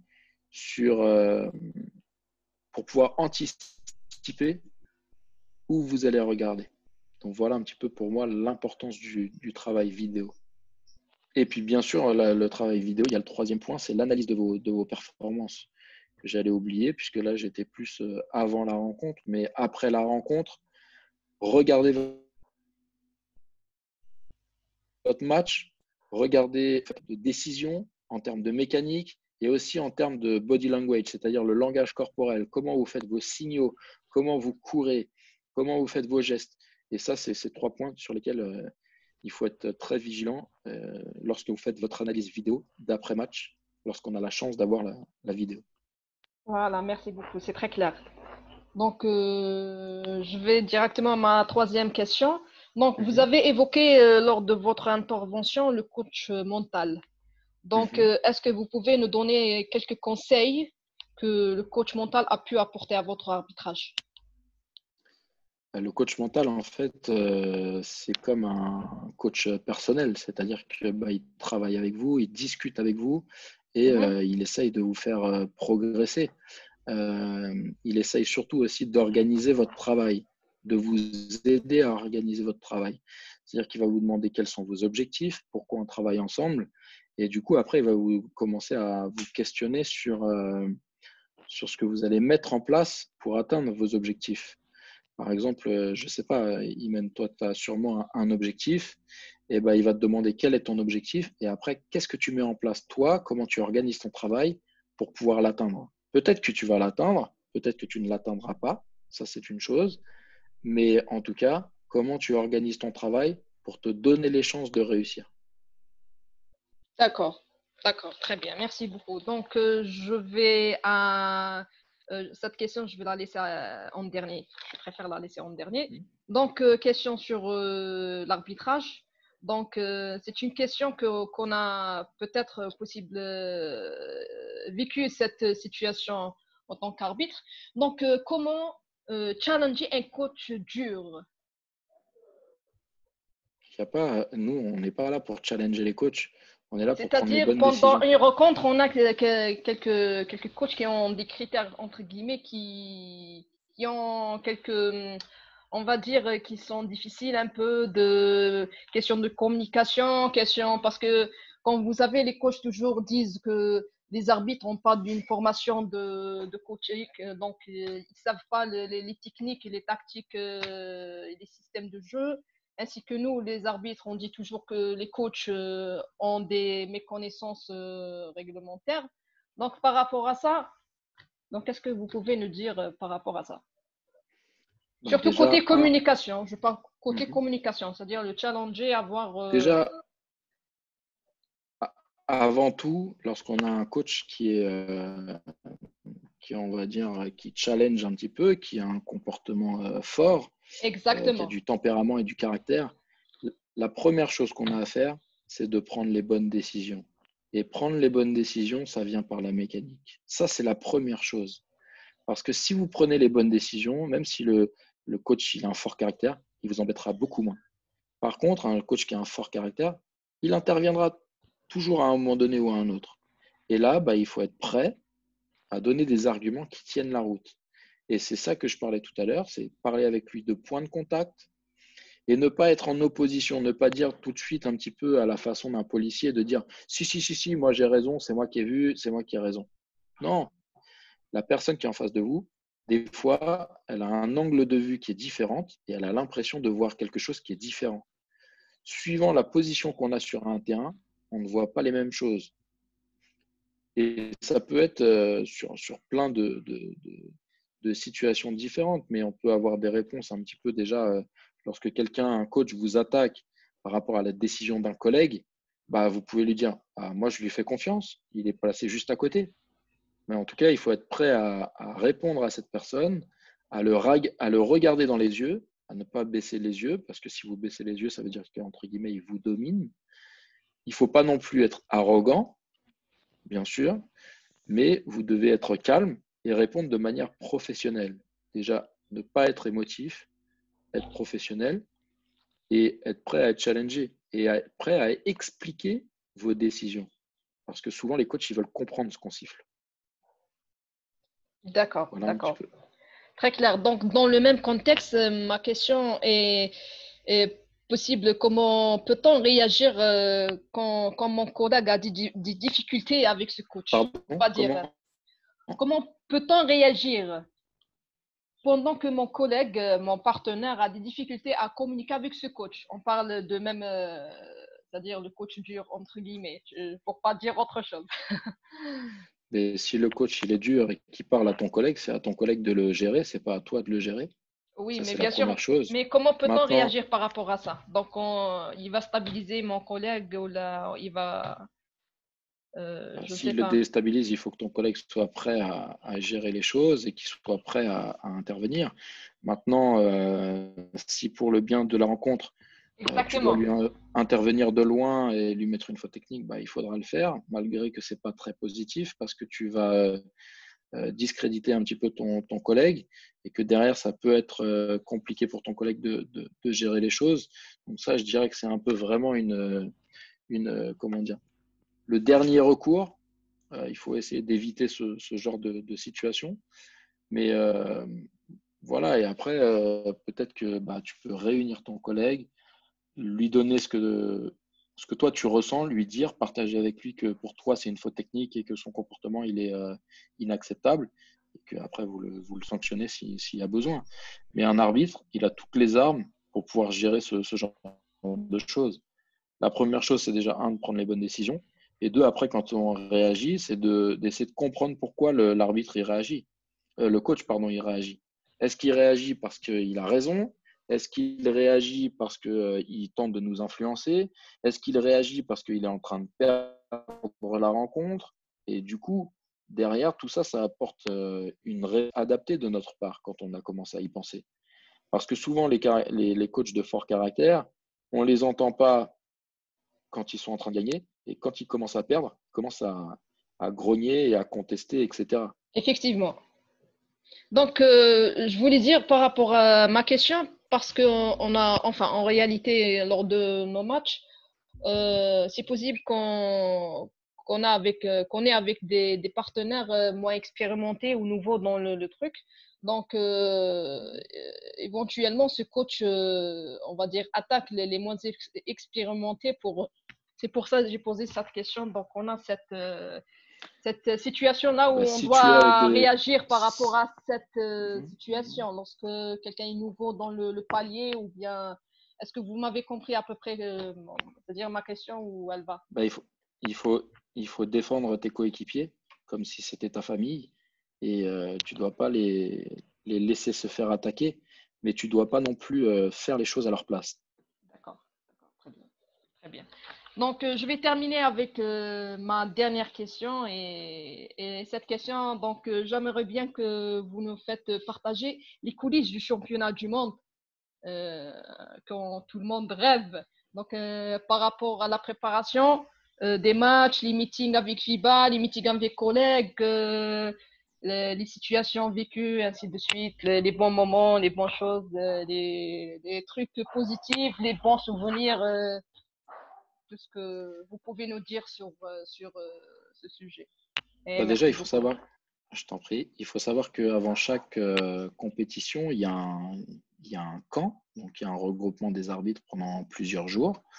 Là, je ne me souviens plus exactement, mais je crois que c'était bien 5 jours de camp, avec des sessions de travail qui commencent tôt le matin et qui finissent tard le soir. Du coup, on est arrivé en Chine pour faire tout ça. Il y avait des sessions de footing le matin, avec bien sûr les tests physiques à passer pendant ces 5 jours. Il y avait beaucoup de séances de vidéo, des séances de vidéo sur notamment la photo antisportive, des séances aussi sur la communication, sur la gestion de moments un petit peu difficiles entre arbitres, des situations d'erreur, ou alors des situations où il y a deux arbitres qui sifflent sur la même action, mais avec deux décisions différentes. Donc, on a simulé un petit peu le fait de vivre ces situations pour pouvoir faire en sorte que quand ça arrive, on soit le plus calme possible et qu'on soit préparé. On a utilisé aussi un petit peu le matériel vidéo pour l'instant replay, donc arbitrage vidéo, aller à la table de marque, manipuler. On a fait tout un travail autour de ça pour rappeler déjà les cas dans lesquels on pouvait l'utiliser et puis manipuler un petit peu le matériel pour se préparer à l'utiliser lorsque les matchs se dérouleront. Donc, vous avez fait une formation par rapport au matériel? Oui. Ah, d'accord, Oui. très bien. Oui, il y avait une séance ou deux de travail dessus. Il faut savoir que c'était 5 jours assez intenses. On a eu la chance d'avoir une après-midi de libre, ce qui nous a permis d'aller visiter la muraille de Chine. Donc ça, c'était un beau souvenir. Voilà, exactement. C'était un beau souvenir. Les merveilles du monde. Exactement. Oui. Et après, il faut savoir aussi que on allait donc changer de ville. On était donc à Pékin et après on allait dans les différentes villes. Les transferts étaient assez longs parce que il y avait déjà 1 heure et demie de bus pour aller à l'aéroport. À l'aéroport, on attendait peut-être 2 heures les avions. Après, il y avait 3-4 heures d'avion. Après, il y avait encore 1 heure et demie de bus. Donc, pour voyager de ville en ville, à chaque fois, ça prenait une journée et c'était un petit peu, on va dire, fatigant, j'imagine. mais c'est toujours un plaisir d'être là-bas, donc on l'encaisse avec le sourire. Il faut savoir que à la fin de la phase régulière des championnats du monde, il y a une partie du groupe qui n'est pas reconduit pour la deuxième phase et qui doit rentrer chez soi. Ça, c'est un petit peu stressant, surtout qu'on l'apprend un petit peu au dernier moment. Il faut savoir que on apprend ça dans la nuit, peut-être qu'il est 1h du matin, 2h du matin, et puis finalement, à 7h30 du matin le lendemain, il faut avoir les valises prêtes et être prêt à changer de ville ou prêt à repartir chez soi. Donc ça fait partie un petit peu de l'organisation. Et puis voilà, moi j'ai eu la chance après de faire plusieurs villes. J'ai eu la chance de faire Pékin, donc j'ai eu la chance d'aller à Foshan. J'ai eu la chance aussi d'aller à Shanghai, qui était génial parce que quand on est arrivé à Shanghai, on a pu visiter une des grandes tours et c'était magnifique. Donc j'en garde de très beaux souvenirs. Ah, très bien, parfait. Et combien vous avez officié de matchs? Combien de matchs avez-vous arbitré? Alors, je ne suis pas très précis là-dessus, mais je crois que j'ai arbitré 8 matchs ou 9 matchs de la compétition. Ok, très bien. Eh ben, félicitations pour le parcours, hein. Merci Iman, beaucoup. Iman, Oui. tu m'excuses. J'ai pris beaucoup de temps à poser des questions. Non, on laisse aussi aux autres aussi de poser des questions. Je pense qu'il y a aussi d'autres arbitres qui ont envie de poser des questions à M. Yohann Rousseau. Donc, on attend Donc, s'il y a d'autres questions, Iman, ça ne pose pas de problème vers la fin. Moi, je m'excuse. Allez-y, Sofiane. Donc, bonjour, Monsieur Rousseau. Bonjour. Ça me fait vraiment très plaisir de parler avec l'arbitre que je vois chaque semaine en JP Elite, à la Coupe du Monde. En fait, ce que j'aime dans votre arbitrage quand je vous vois à la télé, c'est votre présence sur le terrain. Vous êtes confiant et tout. Et ma question va dans ce sens d'ailleurs. Je suis un jeune arbitre et j'ai vraiment du mal à m'imposer avec les coachs et les joueurs. Des fois, enfin, la plupart du temps, pas la plupart du temps, mais plusieurs fois, j'arbitre des joueurs qui sont plus âgés que moi. Et enfin, vous voyez ce que je veux dire. Par exemple, comment m'exprimer? je vais interpréter. Moi, je m'excuse. Non, il n'y a pas de problème. Ce n'est pas par rapport à la langue. C'est juste que je n'arrive pas à trouver. Bon, non, mais je vois, tu es jeune, tu es peut-être des fois challengé un petit peu par les coachs et tu ne sais pas trop comment. Voilà, d'ailleurs, je pense qu'Imen parlait de moi quand elle parlait des jeunes arbitres. C'est possible. J'ai eu l'occasion d'arbitrer avec elle et tout.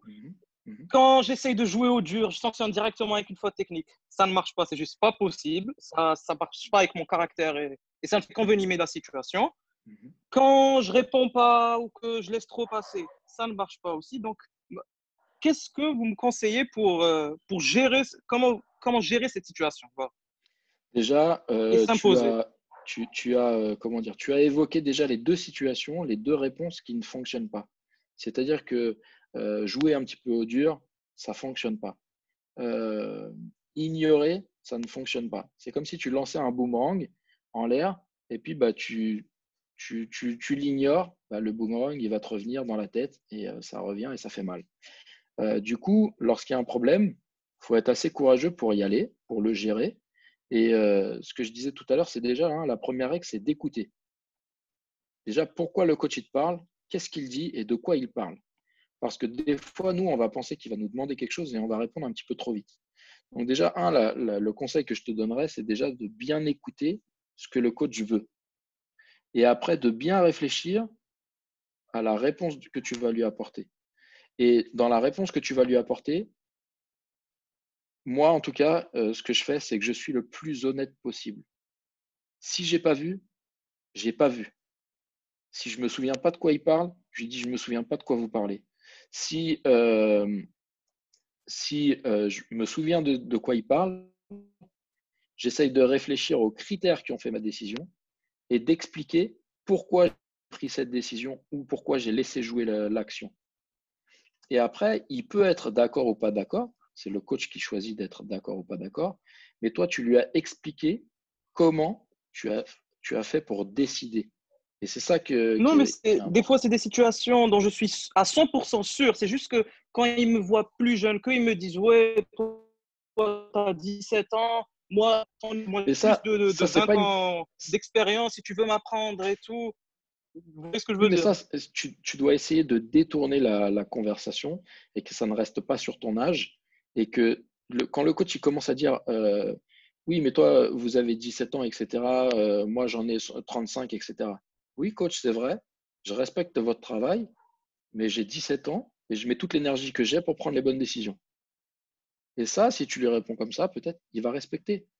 Parce que toi, dans ton discours, tu dois faire preuve d'humilité, tu dois faire preuve d'écoute et derrière, montrer du respect. Et si tu donnes de respect aux gens, les gens vont te donner du respect. Après, s'ils vont trop loin et que, par exemple, ils vont jusqu'à t'insulter ou des choses comme ça, là, tu es obligé de pénaliser la personne.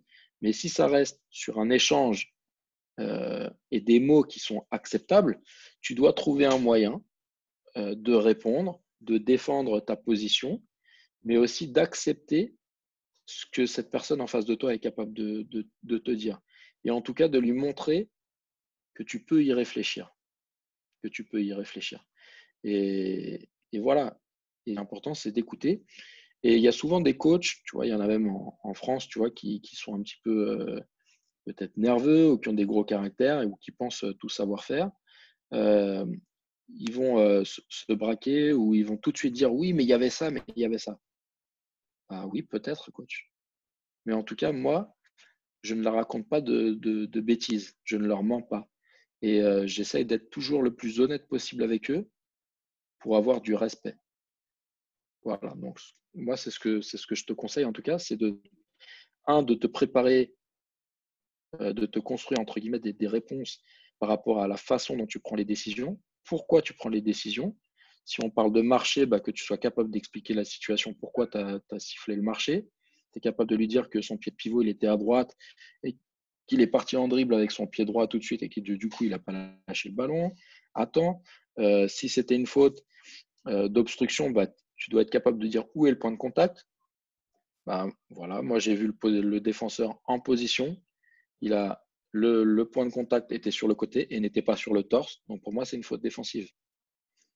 Et peut-être que le coach ne va pas être d'accord, etc. Mais en tout cas, tu lui as expliqué ton critère. Et si lui, il n'est pas d'accord, tu lui dis, mais moi, c'est comme ça que j'ai décidé. Je ne vous dis pas que j'ai raison, je vous dis que c'est comme ça que j'ai décidé. Très bien, merci beaucoup. Je t'en Merci prie. Wassim. Nachid.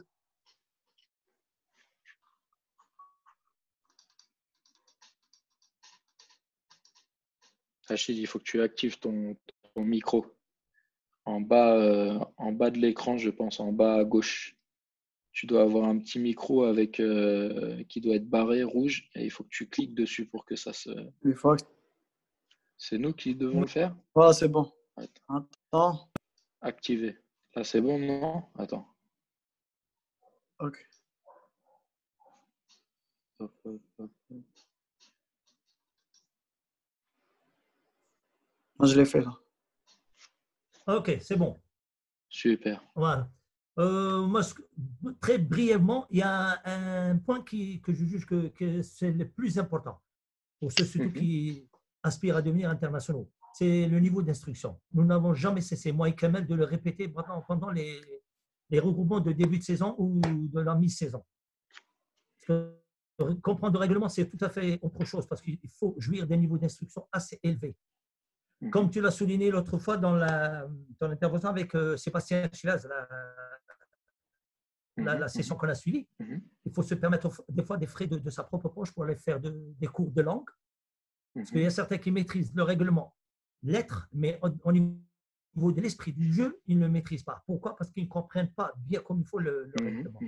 C'est surtout le niveau d'instruction sur lequel j'insiste. C'est ce que je voudrais que tu développes pour nos jeunes qui écoutent, parce qu'il est très important. Pour devenir déjà arbitre international, tu l'as dit, déjà, il y a la langue.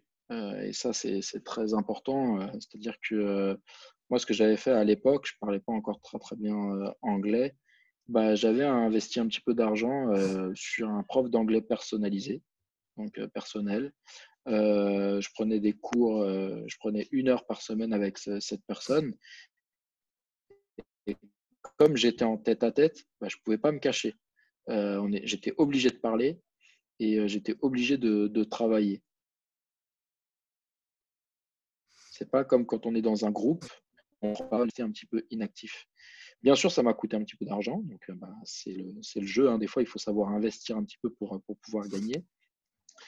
Et après, il y a plusieurs choses. Il y a déjà il y a la langue anglaise. Des fois, il y a la langue française aussi pour certains pays arabophones qui peut aussi poser problème. Mais voilà, il y a vraiment déjà cette partie langage et communication qui est vraiment important avec l'anglais à travailler. Et ça, c'est quelque chose qui n'est pas très difficile. Entre guillemets, on peut, si on n'a pas l'argent pour se payer un enseignant, on peut regarder les informations en anglais. On peut mettre les chaînes de télévision en anglais. On peut aussi regarder des séries en anglais avec les sous-titres pour pouvoir commencer un petit peu à habituer son oreille à l'anglais et à écouter. Alors au début, on ne comprend rien. Et puis au fur et à mesure, on va comprendre un petit mot par-ci, un petit mot par-là. Et puis au bout d'un moment, ça commence à devenir, je comprends une phrase par-ci, je commence à comprendre une phrase par-là. Et puis après, on comprend de mieux en mieux. Il y a ça. Et puis, je pense que quand tu parles d'instruction, il y a aussi le travail qu'on va faire. C'est la façon dont on va être sérieux pour travailler le règlement, pour regarder des vidéos, la façon aussi dont on va être curieux pour se renseigner, pour se rapprocher des bonnes personnes et leur demander leur avis sur des vidéos et toujours en fait essayer de se concentrer sur soi et ne pas montrer des vidéos des erreurs des autres pour critiquer, mais plutôt pour apprendre et se concentrer sur soi. Okay, merci. Je t'en prie, Nachid.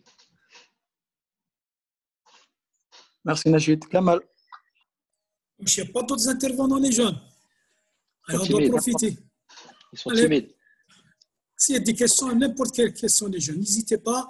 Monsieur Han, il est avec nous, sans aucun problème. Et s'il y a quelqu'un qui peut poser une question, il n'a qu'à poser la question, les jeunes. Monsieur Sharfaoui.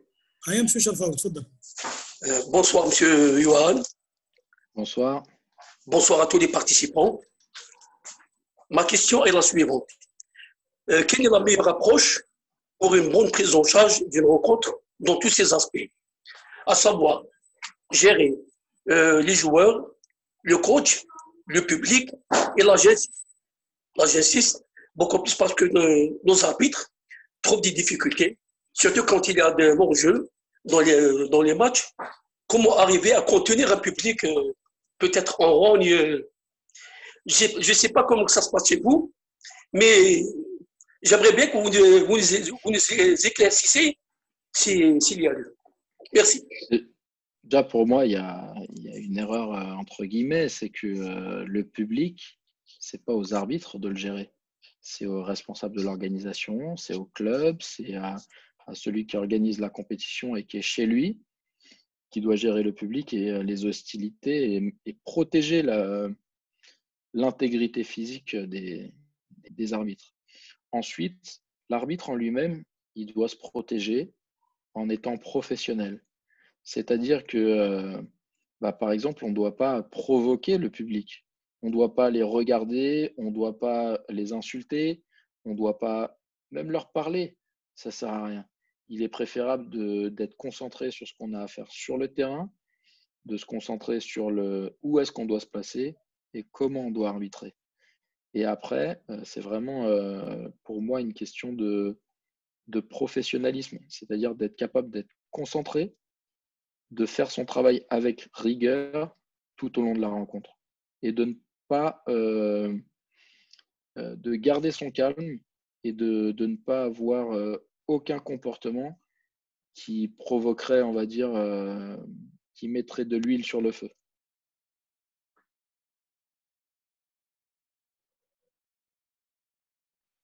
Merci, M. Sharfaoui. Kamal. Il n'y a pas d'autres intervenants. Mais je vais intervenir juste à leur place.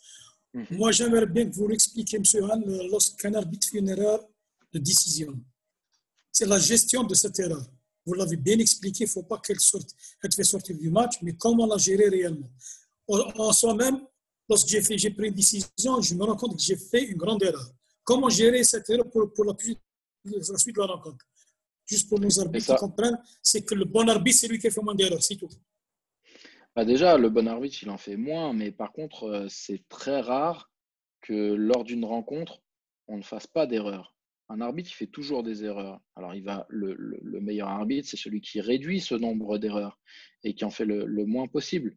Mais je pense que la meilleure façon de le gérer, c'est d'être honnête. C'est déjà, d'accepter la situation et d'accepter qu'on ne peut pas être parfait en tant qu'arbitre. On ne peut pas toujours prendre les meilleures décisions pendant tout le match. Alors, plus on va être expérimenté, plus on va être performant et plus notre nombre de bonnes décisions augmentera. Mais il faut déjà accepter l'idée qu'on va faire des erreurs. Les joueurs, ils ratent des paniers et c'est très rare qu'ils aient des matchs où ils ont 100% de réussite au tir. Et pourtant, ils recommencent à tirer. Et ben nous, c'est la même chose. On doit décider. Et on doit faire en sorte que notre pourcentage de bonnes décisions soit le plus haut possible. Et si je rate quelque chose, ce n'est pas pour ça que je ne vais pas décider la prochaine fois.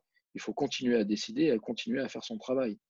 Et après, dans l'erreur, déjà, donc une fois qu'on l'a accepté, que ça va arriver, il faut être capable de la communiquer. Ah, excusez-moi, coach, excusez-moi, c'est une mauvaise décision. Et ça, c'est quelque chose qui est accepté par les joueurs, à condition de l'utiliser peut-être une fois ou deux fois dans le match. Si vous commencez à l'utiliser à chaque coup de sifflet, de dire oh, excusez-moi, c'est une erreur, on va vous dire il faut arrêter d'arbitrer parce que vous faites que des erreurs. Mais en tout cas, vous pouvez reconnaître votre erreur si quelqu'un vous demande. C'est-à-dire que vous commettez l'erreur, vous n'êtes pas obligé d'aller voir les coachs et vous excuser. Non, vous commettez l'erreur. Si le coach réclame une explication, vous lui dites, coach, je pense que je me suis trompé. Il ne va pas insister généralement, à moins qu'il soit un peu bête et qu'il ait envie de vous embêter. Mais souvent, il accepte le fait que vous reconnaissiez votre erreur. Et je pense qu'il y a vraiment cette question d'accepter, d'être humble et comment dire, d'avoir cette humilité de dire aux gens, ah oui, je me suis trompé, c'est une erreur. Ou de laisser la porte ouverte, en tout cas dans la discussion, et de dire au coach, ah, peut-être, ou moi, je n'ai pas vu la situation comme ça, mais j'entends ce que vous me dites. En tout cas, ne pas être fermé et écouter les remarques des autres. Et je pense que plus vous êtes honnête, et plus c'est accepté par les coachs et respecté. Merci. Merci. Merci. Pardon, Sfiane, pardon, avant Iman. Je vois dans la liste des participants, il y a de nos amis africains. Si vous avez des questions, n'hésitez pas. Vous êtes avec nous, on est tous dans la même cocotte. Donc, si vous avez des questions, nos amis, vous posez les questions, n'hésitez pas. C'est pas aux Algériens. Hein. Je vous invite à poser des questions. J'aimerais bien que vous allez poser des questions. Merci. Juste il faut lever la main et on vous donne la parole. Iman. Amen. Donc voilà, j'aime bien poser les questions, c'est le travail des avocats de toute manière. Donc ma question, oui, mon travail me pose… Objection. Mon travail, vu que, donc voilà, je ne vais pas m'étaler. Donc ma question dans le même contexte que mon collègue a bien précisé concernant les erreurs, je pense que la FIBA, selon les changements, les modifications, le développement du basket, on utilise là maintenant l'IRS, on utilise aussi, pour que mes collègues aussi le sachent, que les erreurs, il y a des situations, on peut les corriger sur le champ. D'ailleurs, j'ai eu une situation qu'on a évoquée avec M. Antonio lors de notre meeting, une situation que vous avez arbitré d'une faute antisportive, on peut la changer sur le champ vers une disqualifiante. Par exemple, on peut prendre des décisions et la changer, par exemple, une faute antisportive. On peut, après avoir l'IRS, de la rendre, voilà, une faute personnelle. Par exemple, lorsque le ballon sort, donc la direction de jeu, on peut la rectifier sur le moment. Donc, est-ce que vous êtes d'accord? Est-ce que vous pouvez nous donner plus de détails par rapport à ces corrections? Donc, c'est pas comme on dit chez nous, c'est pas aide de corriger ces erreurs. Non, bien au contraire, parce que en fait, vous acceptez le fait de remettre en cause votre décision pour avoir une décision finale qui est juste et qui est correcte. Et ça, c'est très important. Le plus important, c'est de faire en sorte qu'à la fin, ça soit une décision juste qui soit prise. C'est pour ça qu'on permet aux arbitres d'utiliser la vidéo. C'est pour ça qu'on a le droit, entre guillemets, qu'on nous donne aussi un processus qui fait que, par exemple, pour la faute antisportive, on doit d'abord siffler faute simple, personnelle, et après, on doit montrer dans un deuxième temps la faute antisportive pour pouvoir nous laisser le temps d'analyser et pour pouvoir nous donner le temps de, entre guillemets, changer et prendre la bonne décision. Lorsqu'on siffle une sortie… Pardon, Yohan, pour préciser cette situation, parce qu'il y a une mal-interprétation chez nous par rapport à ce geste lorsqu'on siffle une faute antisportive. Donc, on doit d'abord siffler la faute en personnel et un peu de temps, le temps de réfléchir ou réfléchir par rapport aux critères C1, C2, C3. Ensuite, on fait le signe de l'antisportif parce que chez nous, c'est comme si on hésite. Non, c'est le protocole qu'on doit le faire. C'est pas une hésitation. Là, c'est pas une chose. Donc, j'aimerais bien que… C'est le protocole qui a été demandé par Karl Jungebrandt et pour pas qu'on tombe dans quelque chose d'émotionnel qui soit tout de suite vers l'antisportif. Parce que si on fait ça tout de suite et qu'on se dit « Ah mince, finalement, c'est pas antisportif », lorsque vous allez changer comme ça, bah, ça va être plus compliqué à gérer et à faire accepter aux autres. Alors que si vous faites ça et que après vous dites « Ah, c'est faute antisportive », boum. En fait, dans la tête, il y a 3 étapes à l'antisportive. Il y a 0, 1, 2. 0, c'est le moment où le contact se produit. 1, c'est lorsqu'on va lever le poing. Et après, on se dit, ah, ce contact-là, il est antisportif. Hop, je monte en antisportive. C'est déjà, je vois le contact, c'est une faute. Et après, c'est une faute antisportive. C'est pour ça qu'on lève en 3 étapes. Voilà, merci beaucoup. Et pour ma deuxième question, je vais parler, si vous allez me laisser le temps, je vais pas parler. La deuxième. Non, c'est pas la deuxième. La dixième. Donc, je voulais parler sur le briefing. Le briefing avec la team LF et le briefing avec les officiels de table, nos amis et collègues des officiels de table. On parle souvent du briefing et la communication avant match avec la team, les 3 partenaires, mais on oublie de temps en temps les officiels de table. Donc, par rapport à ça, est-ce que vous pouvez donner quelques explications? Et aussi, à la fin de la rencontre, le débriefing aussi avec la team LF et les officiels de table et aussi le commissaire, s'il y en a, bien sûr. Déjà, avec les officiels de table de marque, alors souvent, enfin, on va dire la relation entre la team LAF et les officiels. Ce qui est important, c'est déjà, avoir une relation de confiance et d'avoir une relation honnête. C'est-à-dire que si les officiels de table de marque font une erreur, être capable de l'accepter et être capable de le dire aux arbitres, de le communiquer. Et les arbitres, c'est aussi être capable de faire confiance à la table de marque. C'est important aussi de savoir comment on va procéder pour discuter. Est-ce que comment dire? Est-ce que l'arbitre va parler directement avec l'officiel de table concerné ou est-ce qu'il doit passer par le commissaire? Donc, c'est suivre les protocoles et savoir quel protocole on va suivre pour communiquer.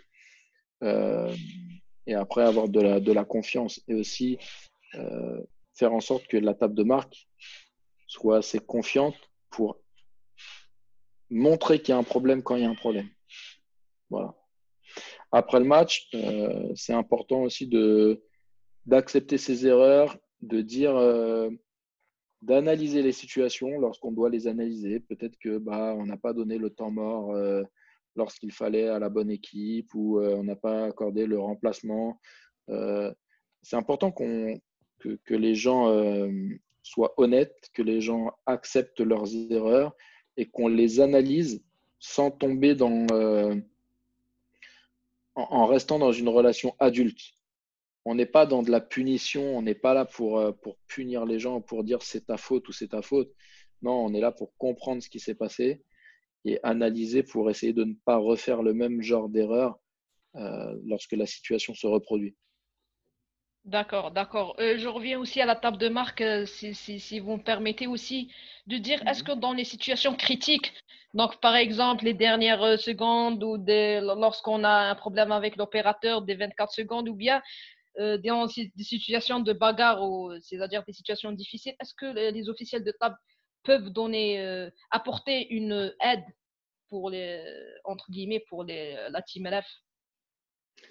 Oui, ils peuvent, mais On peut, ils ne doivent c'est-à-dire demander leur avis, entre guillemets, enfin en présence du commissaire, ou certainement on a, comme chez nous, bon, certainement, c'est pas, on va dire que le commissaire, pas tout le temps, hein. Donc, est-ce qu'on peut demander aux officiels de table de porter quelques informations, Le truc, c'est que c'est dangereux. C'est-à-dire que tu vas laisser, entre guillemets, ton destin dans les mains des autres. Donc, le plus important pour moi, c'est déjà, c'est que toi, en tant qu'arbitre, tu fasses ton travail et que tu sois capable de dire qui tu vas pénaliser, dans quel ordre, etc. Alors, je suis conscient que ce n'est pas facile parce que souvent, c'est des situations qui nous font monter dans l'émotion, qui n'est pas facile à gérer. On a du mal à se rappeler de ce qui s'est passé. Et si tu vas voir la table de marque, si tu leur demandes, si tu leur fais confiance et qu'ils sont capables pour toi de dire qui a fait quoi, bien sûr qu'il faut que tu le prennes en compte. Mais le plus important, c'est que vraiment, après, tu te mets un petit peu en danger si toi, tu ne fais pas ton travail. Entre guillemets, je vous parle en question nos matchs à l'algérienne, donc on n'a pas de visionnage. De temps en temps, on a des situations possible qu'on ne trouve pas au niveau, mais on est une team et je pense que si on le demande, parce que c'est pas parce que on n'a pas fait notre travail, mais par rapport aux conditions qu'on travaille. Donc, c'est pour ça que j'ai posé cette question. Donc, par rapport à ça, on peut quand même avoir une aide par rapport à notre team. C'est ça. Ouais. Voilà, merci beaucoup. Merci beaucoup pour encore le faire. Je prends beaucoup de temps. Merci. Merci. De rien, avec plaisir. Il y a quelqu'un d'autre ici? Monsieur Larossi. Monsieur Larossi, تفضل. Bonsoir, monsieur Johan. Bonsoir. Bonsoir à tous les collègues. Monsieur Johan, je suis Larossi Adlan, arbitre international. Dernièrement, en QL 2019, on est presque 3 arbitres internationaux jeunes. On a besoin des consignes pour notre nouvelle expérience concernant l'international et concernant l'arbitrage au super niveau. Même on est des arbitres nouveaux, on a besoin des consignes pour un arbitre comme toi qui a passé des grands matchs. Je t'ai fait dans la télé, qui a passé des grands matchs, Euro League, Coupe du Monde. Même on est chez nous un arbitre international comme si Youssef, il nous aide très bien. Mais on a besoin encore, comme jeune, on a besoin des consignes pour un arbitre international comme toi. Merci beaucoup, monsieur Johan, pour cette conversation. ويعطيك الصحة. وان dernier mot monsieur يوغان، سمعتك في تونس قلت 1 2 3 فيفا الجيري، ماذا بك تعاودها؟ يا ساتر. Vas-y, Johan. Non, après, le conseil que moi je donne, vous les avez eus déjà pendant toute cette présentation, c'est de travailler. C'est un travail qui est constant et qui est quotidien. Il ne se passe pas une journée sans que je travaille quelque chose pour l'arbitrage. Ça peut être la condition physique, ça peut être le règlement, ça peut être regarder une vidéo. Voilà, c'est un travail constant et régulier. Et même lorsqu'on n'a pas très envie, il faut travailler pour progresser. Après, les consignes, elles sont celles que vous avez partout. Moi, je peux vous envoyer éventuellement Je peux envoyer un document même pas à Kamal, il l'a déjà. C'est le, comment ça s'appelle, la partie arbitrage qu'on a eu au FRIP. Oui, le Stadium Book. Oui, le Stadium Book, ça, il peut éventuellement vous le donner. Après, il y a tout dedans. C'est à vous de lire et de faire le travail pour vous renseigner. Ouais. Monsieur Yann, vous me permettez avant de continuer, on a un petit sondage à faire. Encore une dernière question pour Monsieur Amiot. Qui se présente, Monsieur Amiot?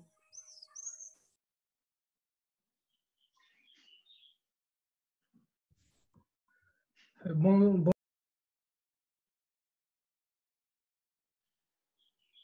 Il faut activer le micro. Voilà. Bonsoir, Monsieur Yohan. Bonsoir. Nous avons l'honneur d'être avec nous. Dans la période de confinement, j'ai répété beaucoup de matchs de FIBA et vous êtes présent souvent, c'est vraiment honorable. J'ai une petite question. Comment vous pouvez associer entre votre profession et l'arbitrage? Et merci. Alors, c'est pas facile. C'est d'ailleurs une des parties les plus difficiles d'associer la profession et l'arbitrage. Et je pense qu'il y a une chose qu'il faut avoir en tête, c'est que la profession, c'est la chose la plus importante parce que c'est ce qui vous donne à manger. C'est ce qui vous donnera une retraite aussi plus tard. Et c'est ce qui paye votre maison. L'arbitrage, c'est un plaisir. J'espère que ça sera professionnalisé et que ça sera un travail. On a déjà, on va dire, une attitude professionnelle. Après, à titre personnel, moi, j'ai eu la chance jusqu'à présent d'avoir des patrons qui acceptaient le fait de me libérer pour pouvoir aller arbitrer. C'est pas partout pareil. C'est pas partout pareil. Et puis aussi, on a la chance d'avoir en France un système une liste gouvernementale pour les arbitres internationaux et les athlètes de haut niveau. Et cette liste, normalement, donne un droit à pouvoir participer, à pouvoir se libérer de son travail, ou en tout cas d'avoir une organisation, on va dire, particulière qui nous permette d'assister à nos compétitions. Donc, mais c'est une partie qui est compliquée. Et du coup, il faut aussi, ça amène plus de travail. Par exemple, il faut être capable même de préparer, on va dire, sa classe et ses cours, même si on est en déplacement pour un match. Donc, c'est pas facile. Il faut avoir un petit peu de chance. Il faut avoir des patrons qui sont capables de comprendre. Et puis, pour soi, il faut être capable, entre guillemets, d'être intelligent et d'être travailleur. Merci. Salah Haddad. Avec plaisir. Salam alaikum. Alaikum salam. Bonjour monsieur. Ma question, c'est à propos de travail collectif de tous les officiels de table, arbitre, commissaire. T'as quoi à dire là-dedans? C'est-à-dire, j'ai pas très bien compris, j'ai pas très bien entendu. Comment dirais-je, travail collectif dans un match. Travail. Dans un match. C'est important aussi. Bien sûr.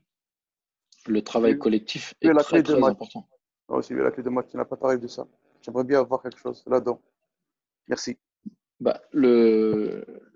Comme tu le disais, c'est un travail collectif. La performance, c'est pas que la performance d'un arbitre. Déjà, on est 3 arbitres.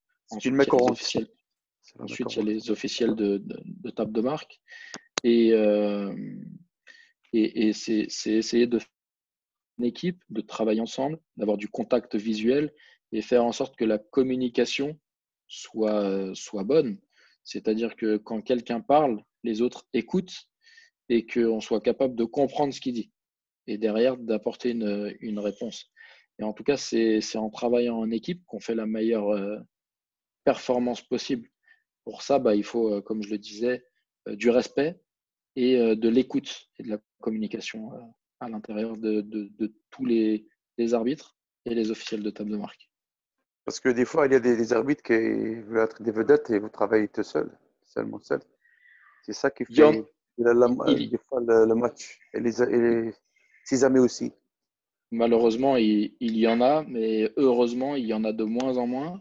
Et chez nous, il y en a beaucoup. Chez nous, il y en a beaucoup de tireurs. Bah oui, mais ce ne sont pas ces personnes-là qui évolueront. Voilà pour la dernière question. Merci Salah. Monsieur le Président. C'est qui Monsieur le Président? On doit... Président. Je t'ai pas entendu, Sven. Le Président. Président. Monsieur Président. Il y a Monsieur le Président qui va intervenir. Il ne veut pas là. Allez, Monsieur le Président, on vous attend. Apparemment. Il a levé la main. Oui. Tu le vois, Johan? Attends, on va essayer d'activer le micro.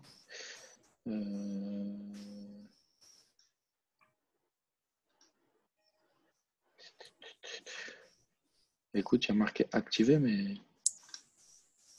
Nachid. Tant pis, je sais pas, ça fonctionne pas. Ok, vous m'écoutez? Oui, Nachid. Je crois que ce que notre ami Salah a posé comme question, c'est la relation entre arbitre et commissaire. À quel point le commissaire doit intervenir et qui c'est qui est responsable de qui? Nous savons que réglementairement, tous les officiels présents sur le terrain tombent sous l'autorité de l'arbitre, du crew-chef. Et le commissaire ne doit s'affirmer, ne doit donner son avis que lorsque l'arbitre le lui demande. Bien sûr. C'est des choses qu'il faut que les gens se mettent dans la tête. Parce qu'il y a certains moments, comme il a dit notre ami Salah, dans certains cas, il y a certains commissaires qui veulent passer avant l'arbitre. L'arbitre, c'est lui le maître sur le terrain. S'il demande une explication au officiel de table marque, c'est un interlocuteur, un seul interlocuteur, soit le commissaire, soit le marqueur, qui explique pour donner plus d'informations à l'arbitre pour qu'il puisse prendre des décisions. Pour que les gens sachent que tout le monde tombe sous l'autorité de l'arbitre. C'est lui le patron de toute la rencontre et tous les officiels. De toute façon, si je me trompe pas, Nachid, dans le règlement, il est écrit que tous les points qui ne sont pas écrits, c'est le premier arbitre qui prend les décisions. Donc, c'est pas au commissaire d'intervenir de par sa propre initiative, bien qu'il peut intervenir pour aider, pour informer, pour tenter de... Oui, et si possible, une information positive qui permet d'aider les joueurs, parce qu'il ne faut pas oublier en fait que les arbitres, les officiels de table de marque, le commissaire, on est tous là pour faciliter le fait que les joueurs jouent au basket dans un esprit sain, entre guillemets, de compétition loyale. Et il ne faut pas oublier que c'est quand on vient arbitrer, on est, entre guillemets, on vient rendre service. On n'est pas là pour nous mettre notre travail en avant. Ouais, en tout cas, le règlement est clair. L'arbitre est habilité à prendre toute décision non spécifiée dans le présent règlement. C'est ce que ça dit. C'est ça. C'est lui qui prend la dernière parole. Ouais. Après avoir récolté, bien sûr, les informations nécessaires de la part de tout le monde. Voilà, c'est ce que je veux dire. Juste avant de remercier Johan, on a juste un petit sondage à faire pour les prochaines sessions, si tu permets, monsieur Johan. Pardon, Sven, le sondage, le jeune, il est fait pour qu'on doit s'arranger à une heure précise. C'est-à-dire que le mois de carême est terminé, donc on va essayer de faire un sondage et de prendre le taux le plus élevé comme horaire de nos conférences. Vas-y, Sven, tout le monde. Arrange tout le monde.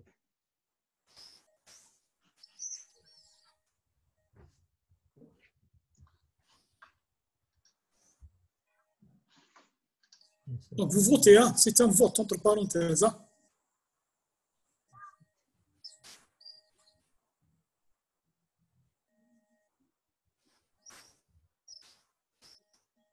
كان نروحوا التيراج وصورة بتاع كيف Les élections communales.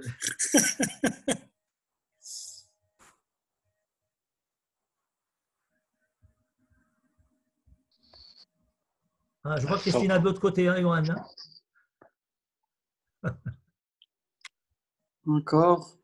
On est à elle 60. a vu ta photo, Nachid, elle s'est rapprochée. J'ai pas compris. C'est sûr. Bien le bonjour à elle.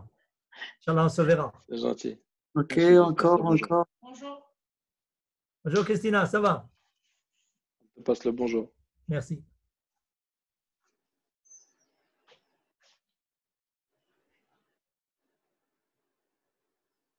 OK. Voilà, dans ce cas, le résultat obtenu, c'est 17h, 18h, 18h30. OK? C'est bon, Sfiane? Oui, oui, c'est bon. Allez, merci, merci. Dans ce cas, avant de clôturer cette séance, sincèrement, je vous remercie, M. Johan, vivement pour cette participation, pour nous avoir éclairé sur certains points, surtout pour nos jeunes arbitres, c'est de vous faire connaître aussi à travers cette conférence. Et je vous assure que ça va se renouveler encore, M. Johan. J'aimerais bien qu'on va faire aussi d'autres sessions sur d'autres points réglementaires, etc. Et d'ailleurs, même les jeunes, ils m'ont dit la plupart qu'on doit refaire ce séminaire, Inch'Allah. Donc voilà, monsieur, donc, je vous remercie d'avoir passé deux bonnes heures avec nous. Ça a été très bénéfique. Je remercie aussi tout le monde, toute l'assistance. Merci. Donc voilà, monsieur Anne. Merci beaucoup à vous. Merci beaucoup, Kamal. Voilà. Merci. Bonne soirée à tous. Bien, bonjour à tout le monde. Hein. Allez, merci. Bonjour à tous. Allez, bonne soirée. Allez, merci, Johan. On vous remercie, Johan. Avec plaisir. Au revoir. À très bientôt. J'espère vous voir dans d'autres occasions. Ah non, ça va se renouveler, Inch'Allah. J'espère bien. Okay. Allez, bonne soirée. Merci. Ciao. Merci. Merci beaucoup.